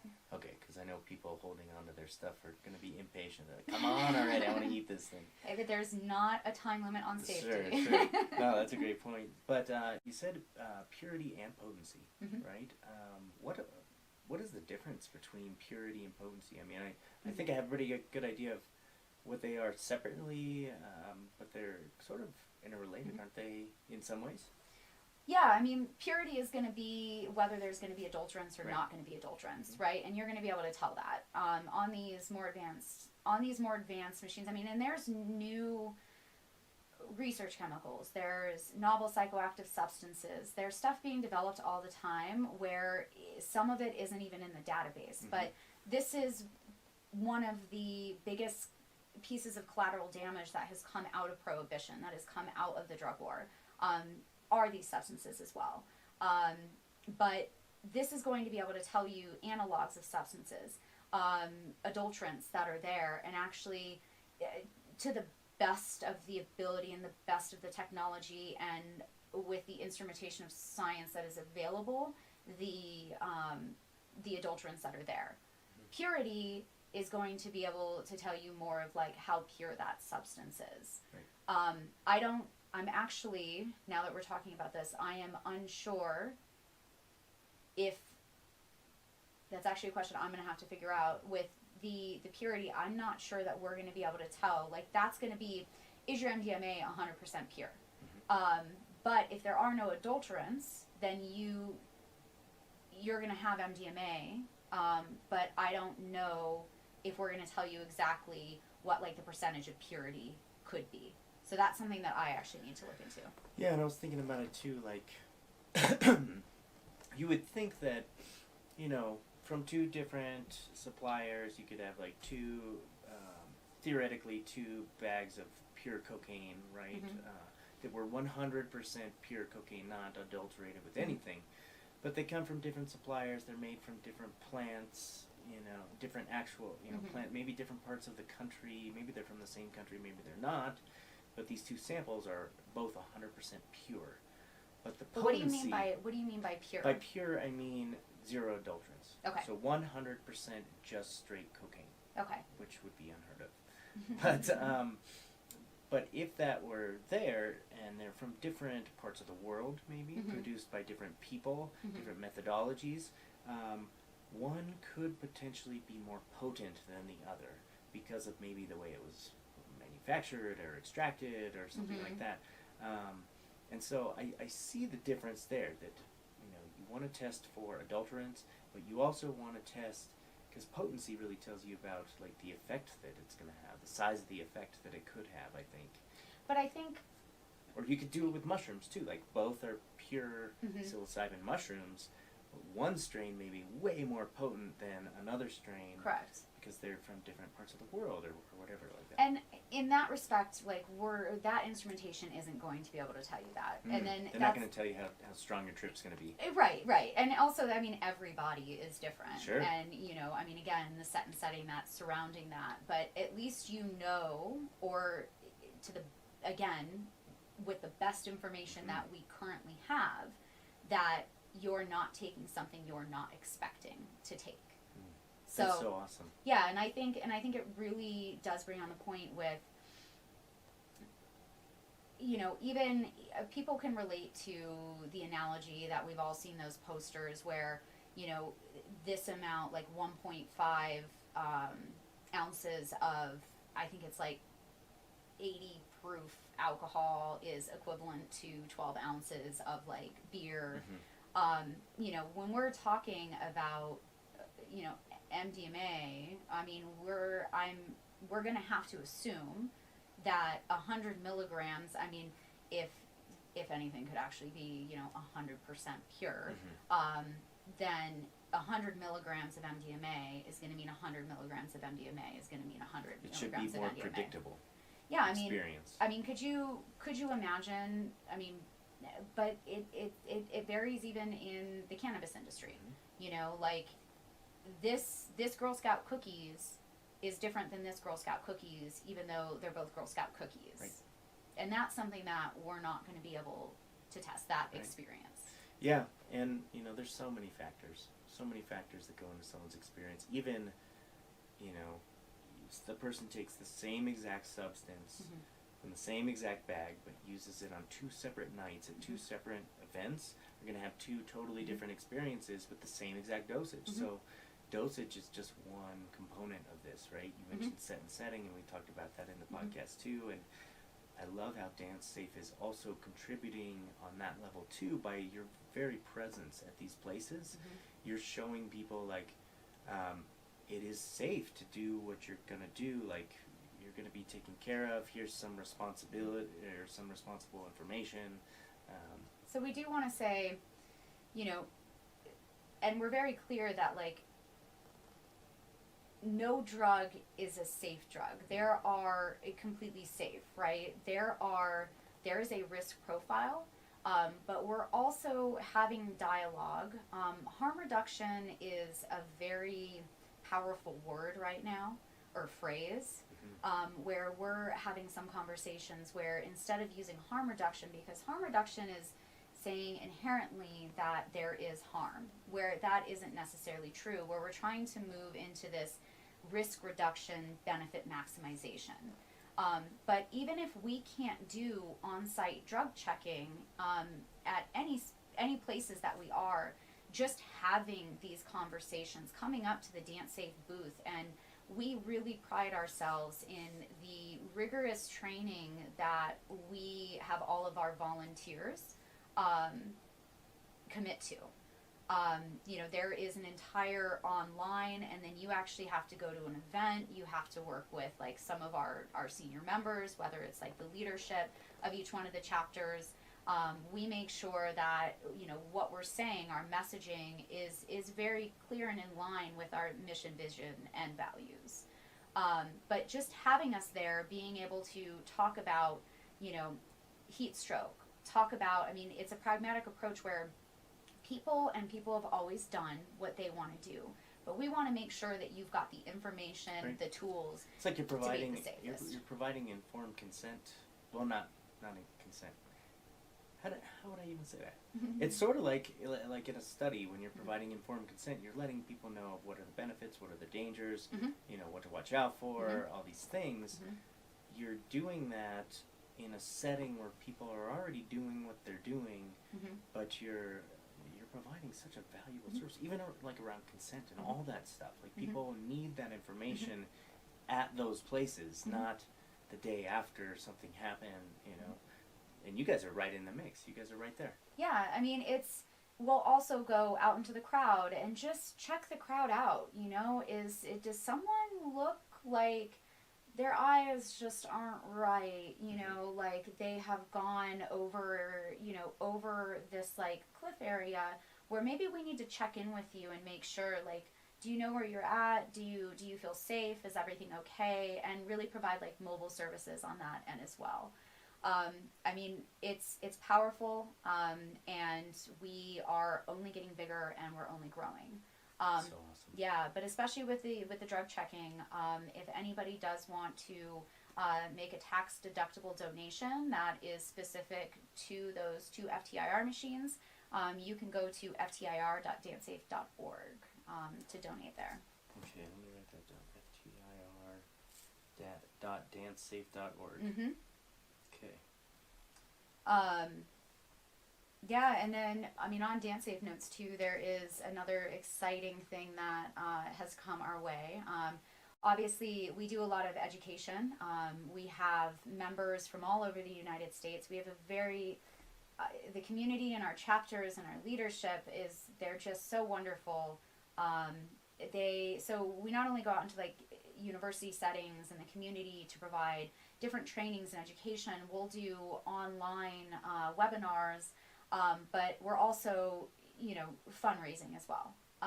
And we are actually going to be holding this, just got confirmed yesterday, that on Saturday, April 18th of this year. 2020. Yes, of 2020. We are going to be holding a fundraiser in Denver with the full membership of the Crystal Method. So yeah, it's gonna be fantastic. It's gonna be a rager. It's gonna be outstanding. But any further details, any venue, anything like that, I'm gonna do a drop here. But follow us on Facebook, Twitter, Instagram. Sign up for our mailing list on the website dancesafe.org. I gotta get tickets for that. Yeah, and you'll get the latest news and announcements. But I talked to the executive director, Mitchell Gomez, yesterday, and the Crystal Method did confirm that they will be headlining and collaborating with DanceSafe on this. So, nice. So yeah. You guys heard it right here. Yep. Okay, so I want to talk a little bit about what you're doing with PRaTI and your hopes and dreams and current interests. Current things that you are passionate about outside of all this organization stuff, things that you're passionate about for yourself, your own personal growth. Yeah. That's what this is kind of all about. Is like you bring your experience of consciousness to the table, we archive it, and the listeners get to grow and learn from some other perspective of this thing that we're all being a part of. Yeah, I mean, PRaTI has been it's been very special. Psychedelic Research and Training Institute in Fort Collins, Colorado. Yeah, and Wholeness Center, which is also in Fort Collins, Colorado. So with Wholeness Center, I am engaged in Ketamine Assisted Psychotherapy. And then I am engaged in administration level with the MAPS MDMA phase 3 studies that are going on. And then as a agile practitioner, scrum master, evolutionary organizations practitioner, I am also involved with working with the larger team to bring more like evolutionary business practices to wholeness as well. That has a lot more to do with self-organization, technology. Yeah, self-management. That's the other thing. Technology is my shortcoming, and you've been so helpful. You're welcome. Yeah, using technology, as you mentioned, using technology for social good, especially in social work and the facilitation of that, it can be very limited because I feel like even our profession has been technology averse sometimes. So using that for change is very important. Going back to like what I was saying before with mental optimization and things like that, like technology helps with that process. You know, it allows us to compute so many more things and make our mental work so much more efficient if we can use and utilize technology efficiently, right? So then it really takes a lot of the energy expenditure off of our everyday working consciousness. It would have to be dealing with organization and communication and all these things, and frees that space up for us to really dig into some of the bigger problems, some of the bigger questions. Some people call it flow. Yeah, totally. Yeah. If you know how to use it. But for me, like I get on there and it's a bigger frustration and becomes a roadblock to being productive a lot of the time. Everybody's doing a really great job on it. And it's an iterative process. On PRaTI's end, I am engaged in the Ketamine Assisted Psychotherapy training that we're doing. We have 2 dates right now set for 2020. I am also engaged in the business training that is in the context of psychedelic and holistic practices, because there are a lot of people, social workers, there are clinicians and physicians and therapists. On like a micro or even a community level, maybe they're very good at like that end, but the business practices and the legalities that surround that and structures, we want to provide more more support on that end for like sustainable and like ecologically sound business practices. So we are creating a training for that as well through PRaTI. We don't have dates set yet, but it's actually pretty exciting. We're going to be looking through, so we sent out a survey to about, I don't remember how many people were on that, maybe 8,000, and we got, I think, 1,000 responses back, where 81% of people, responders, were strong and extremely high interest in having some sort of seminar surrounding this. The most highly sought substances were MDMA, psilocybin, and ketamine. 70% were interested in business coaching. 67% were interested in, we're exploring a MAPS model clinic that people could use to set up these business practices, and 70% or 67% said that they would be interested in that. What was also interesting is that a majority of the respondents were younger, master's levels, under 10 years of experience, a lot of people in the Western U.S. region, and between 30 and 49 years old. So was the original sample sent out to people who had previously expressed interest in this, or was it just sent out to like a general population of practitioners? It was sent out to the MAPS training mailing list. So people who already had a sense of like what these medicines have for potential. Yeah, so we ended up, Scott ended up working with Rick Doblin, and we created this survey. We sent that out and got an unbelievable response. So it's going to be 2 weekends. The first weekend would end up being like practical business, startup and concepts. The second one would be more advanced topics. Some of the topics that we're looking at is basic business concepts, structure, ethics, psychedelic specialization, logistics, legalities, financial management, ecologically sound operation, community outreach, relations, marketing, leadership, team building, creating more of like an evolutionary organization. Where I kind of come in on this, there is, as an Agile practitioner, Agile is like a way of working. It's got a bunch of like, it's like a philosophy of working. It's got its own values and practices and guiding principles. And then under that umbrella, there's a bunch of different frameworks within that. Where do you learn about all these business theories? I mean, because in your undergrad, you were not necessarily focused on that. In your master's program, you were all social work. So it's interesting. I ran across Agile, lifespan development theory. I actually didn't know what Agile or Scrum or any of this was before my social work degree. And then in my social work studies, dynamic systems theory, lifespan development theory, I ended up running across a lot of Agile literature when I was doing research. And I would sit back and like the way that they're working, being very people-centered, the values that they have, how they're working, the way that they see the world, I really just sat back and said, you know, is this real life? Who are these people? And interestingly enough, in the tech industry, I never had a tech background. But with my social work background, I was able to transfer into the tech industry because a Scrum Master is a very specific role. It's a very niche role where you don't need to have a technical background to do it, because really what you're doing is like micro to macro social work. So it's a lot like of translational work. Yeah, it's a lot of like team building. It's a lot of communication. Some people hate when I say this, honestly, but if you took like family therapy, and there's a very sensitive line that you have to run, especially with my background, because no one wants to show up and feel like they're in like a therapy session. But you as like an addiction counselor who has studied a lot of this, if you take you know, family therapy and you replace it with some of the roles that are played within this framework, it's like the same thing. The same thing. But it really balances out. It's like based on like self-management. It really balances out power dynamics. So Agile has this umbrella, and Scrum is one framework within inside that. But I got a lot of experience with as a Scrum Master in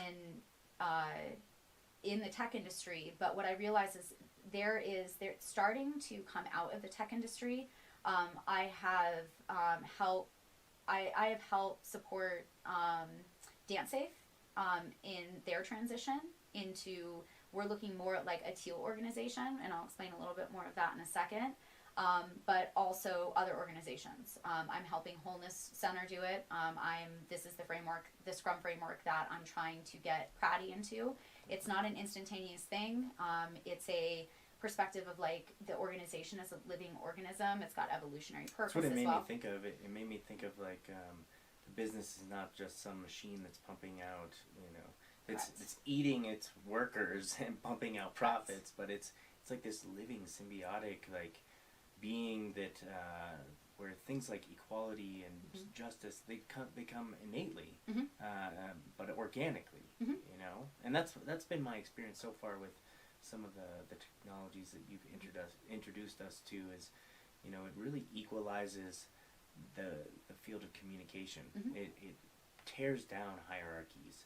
It's almost like blockchain style. Like it decentralizes power, which makes us all work so much more effectively, because we draw off of those strengths that each one of us bring to the table, and there's no one telling you like, no, you can't say that or anything like that. You know? Well, and it brings wholeness. Totally you know, does. We don't want like this work-life balance. I am beyond that. I don't want work-life balance. I want what I do to just be like a lifestyle on how I do that. But I'm very lucky to have landed in the job that I'm in, you know, like what I do for money, and that's 100% remote, and looking, and the whole, everywhere that I am right now has been from like this vision that we're talking about, where we're really like, we're moving away from, how did I want to put that? Away from command and control, hierarchies, meritocracy, and towards self-management, wholeness, and evolutionary purpose. And, you know, this Agile and Scrum has these different frameworks that, you know, they allow, it's not the what or the why, it's more of like the how we're going to get this vision done. Mm-hmm. It's a way of working. But on a more of like a macro view, a lot of what I have been reading has been from evolutionary, or it's from reinventing organizations. There's actually, it's Frederick Laloux with, you'll definitely know this name, forward by Ken Wilber. Mm-hmm. I actually gave, this is a book that's being read by all of DanceSafe board of directors, because this is the direction that we're moving in. Scott Shannon, I had him read it. He's what's it called again? Reinventing Organizations. Sure. And you can actually go online.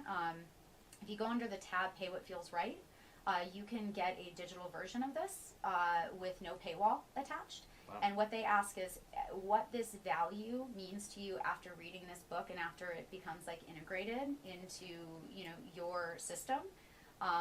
Pay what feels right.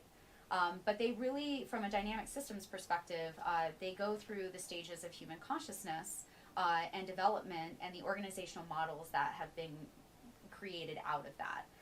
Where each one of these levels, and again, none is better than the other. It's just the evolution and the journey that we're going. It's a normal part of development. Right, and it doesn't mean that you're in one or the other. Sometimes you can be in several levels. Sometimes you can, you know, it at the same time. It's not necessarily linear either, is it?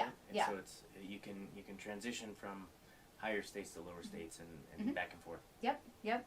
Nice. So, and they each have like different values, needs, motivations, morals, worldviews, ego structures, societal types, cultural networks, but really coming back to that word like biopsychosocial spiritual. Mm-hmm. And some of the metaphors you go through, they type these levels by colors. So it goes from like impulsive red to conformist amber to achievement orange, pluralistic green to evolutionary teal, which is where we're trying to operate. If you're familiar with like spiral dynamics, it's got a lot of similarities and a lot of crossover within that. But you can really look at the metaphors from these levels of consciousness, or evolutions of consciousness, between magical to wolf pack to army, machine, family, and then to living organisms. So in this business training, this is where I really come in and try to share this experience from more of a macro level, and then really drill down into these like agile practices that we're able to take this vision and do it.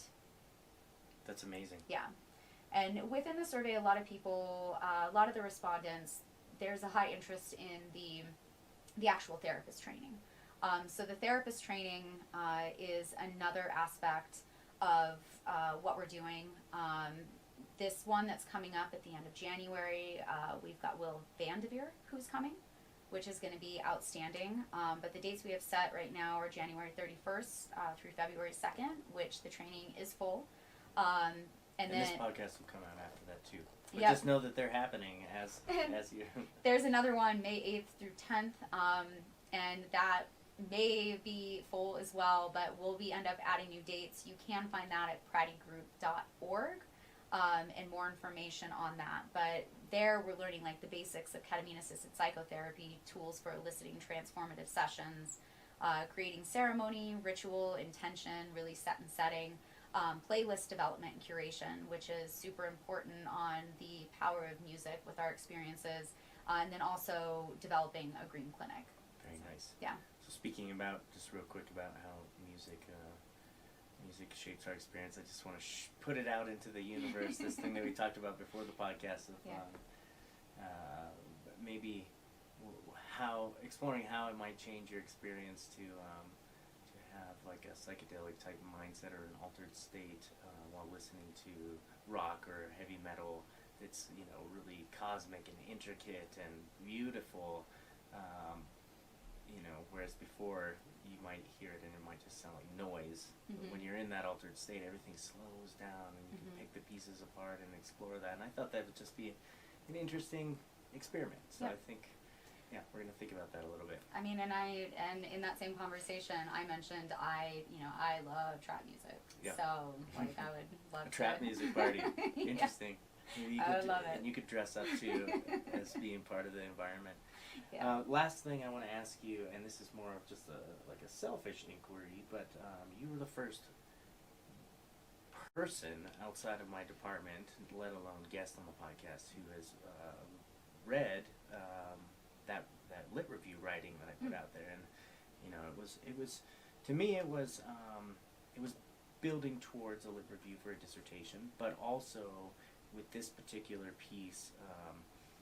It was also a call to action, too, for the field of social work. And I want to just get your opinion on what you thought of it, my pursuit of the mystical experience, these peak experiences in their way to help transform and heal even the well, their ability to heal everybody, really, and my ideas on exploring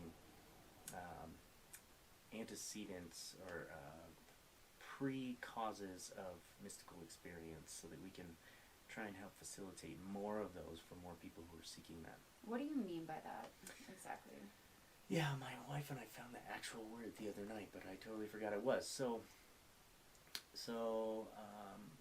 the mystical experience itself has been studied pretty extensively through religious traditions, through the new Johns Hopkins studies in 2019 showing that mystical experience was the defining variable that caused long-term transformation and positive change in people. So I was like, okay, well that's great. We know that having these experiences produce that, and science is showing that.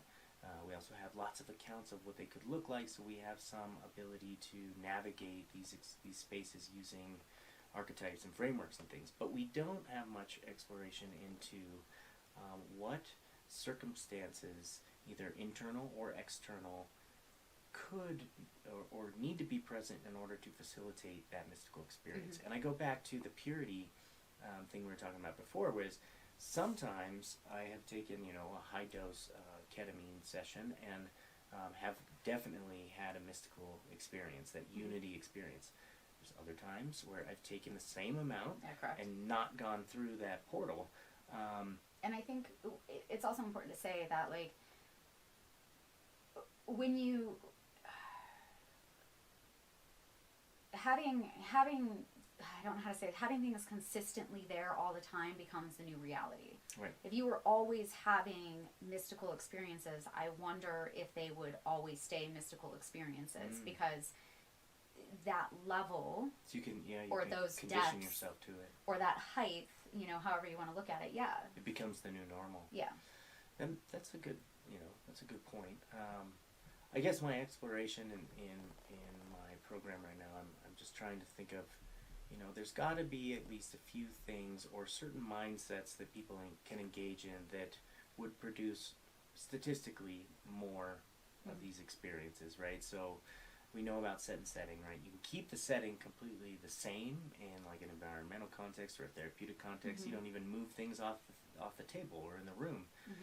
People are still going to have different experiences. So then this internal set, this mindset, or maybe the belief systems that people bring into the session, or I think expectation has been tested where they're showing that people who expect to have mystical experiences are more likely to have a mystical experience. People who have frameworks, who have meditative practices, who have a greater ability for breathing, openness, and letting go of the egoic self, have greater chances of reaching these mystical states. So to me that screams there is some training that we can all go through in order to get the greatest efficacy out of these kind of altered states. Well, and I think any sort of physical activity or even like flow, like I ride motorcycles, Nice, and me too. yeah, it's a passion of mine, and some people think that meditation has to be sitting still and doing nothing. For me, I go into a state where things fall away when I'm riding my motorcycle through the mountains, you know, and being able to have those experiences and breathing practices and moving, I think, and I want to say like the states of flow is going to set you up for that. One of the things that we're doing is we're trying to talk about like intention setting as well in like ketamine assisted psychotherapy. Journaling is also very good, but trying to get into a mind frame where you're thinking about, you know, fears and thoughts and beliefs that don't serve you, what's really being like stuck in your life. And then thinking about not only yourself, but thinking about others. And actively and proactively trying to think about the world and the surroundings. I think the more that you think about that, the more that you're going to end up like surrendering to that medicine. Or if it's non-substance related and it's more like breath work, you know, you're going to be able to maybe hit that more. Yeah. But I think it is. I think it's a very personal thing. Mm-hmm. And I think that what we know now is like the best that we know, because it's a complex, very creative answer. Right. Yeah. Yeah, and that's why I think I've chosen grounded theory as like mm-hmm. one of my foundations into this exploration, because these medicines teach us things and they emerge from subconscious places, mm-hmm. you know, and they emerge organically, sometimes mm-hmm. without even any effort or intention. You know, some people go into these experiences believing that nothing's going to happen to them, that it's just a trick of the mind, and then they have this mind-blowing mystical experience. Mm-hmm. I don't know. I see it all the time with clients. Yeah. All the time. Yeah, and so, you know, I think it's interesting to just contemplate and to speculate on, and more than likely I'm going to fall short from finding any real answers to this, but I'm hoping that the grounded theory approach will allow some of these answers to emerge organically mm-hmm. from the participants, just like these messages from the medicines mm-hmm. organically emerge from the medicine. The more you try and control the message and put a label on it, put a mm-hmm. box on it, humanize it, the less you get from mm-hmm. the data download. Well, and that's one of the things that we continually try to like invite clients to do is just say yes and surrender. Just say yes and surrender. And, you know, the more anxious we are about certain things and try to control it, the less we do surrender, but also maybe the less sensitive to something we can be. But it would be interesting to sometimes instead of focusing on like the substance or the medicine, but really focusing on how to reach those states without that. Because if you can reach those states without that... Yeah, you don't need the drug. You don't need the drug, but also if it's something that you still want to explore, or there is... because we need to remember that people who reach these states, it doesn't mean that like depression isn't there. It doesn't mean that treatment-resistant PTSD isn't there. So if it... Conversations with the Mind podcast is sponsored by mindops.com. You can find us at www.mind-ops.com. We're an eclectic counseling company providing mental health and mental performance services to individuals, small and large groups, teams, businesses, military, through face-to-face sessions or at a distance using phone or confidential video chat apps. We bring a unique Buddhist Western lens and specialize in general psychotherapy for all mental difficulties, sport and performance psychology for performance enhancement, addiction counseling for any maladaptive or destructive habits, and psychedelic integration therapy to make the most from your visionary medicine work. We are available as well for corporate workshops to address the needs of your employees' wellness.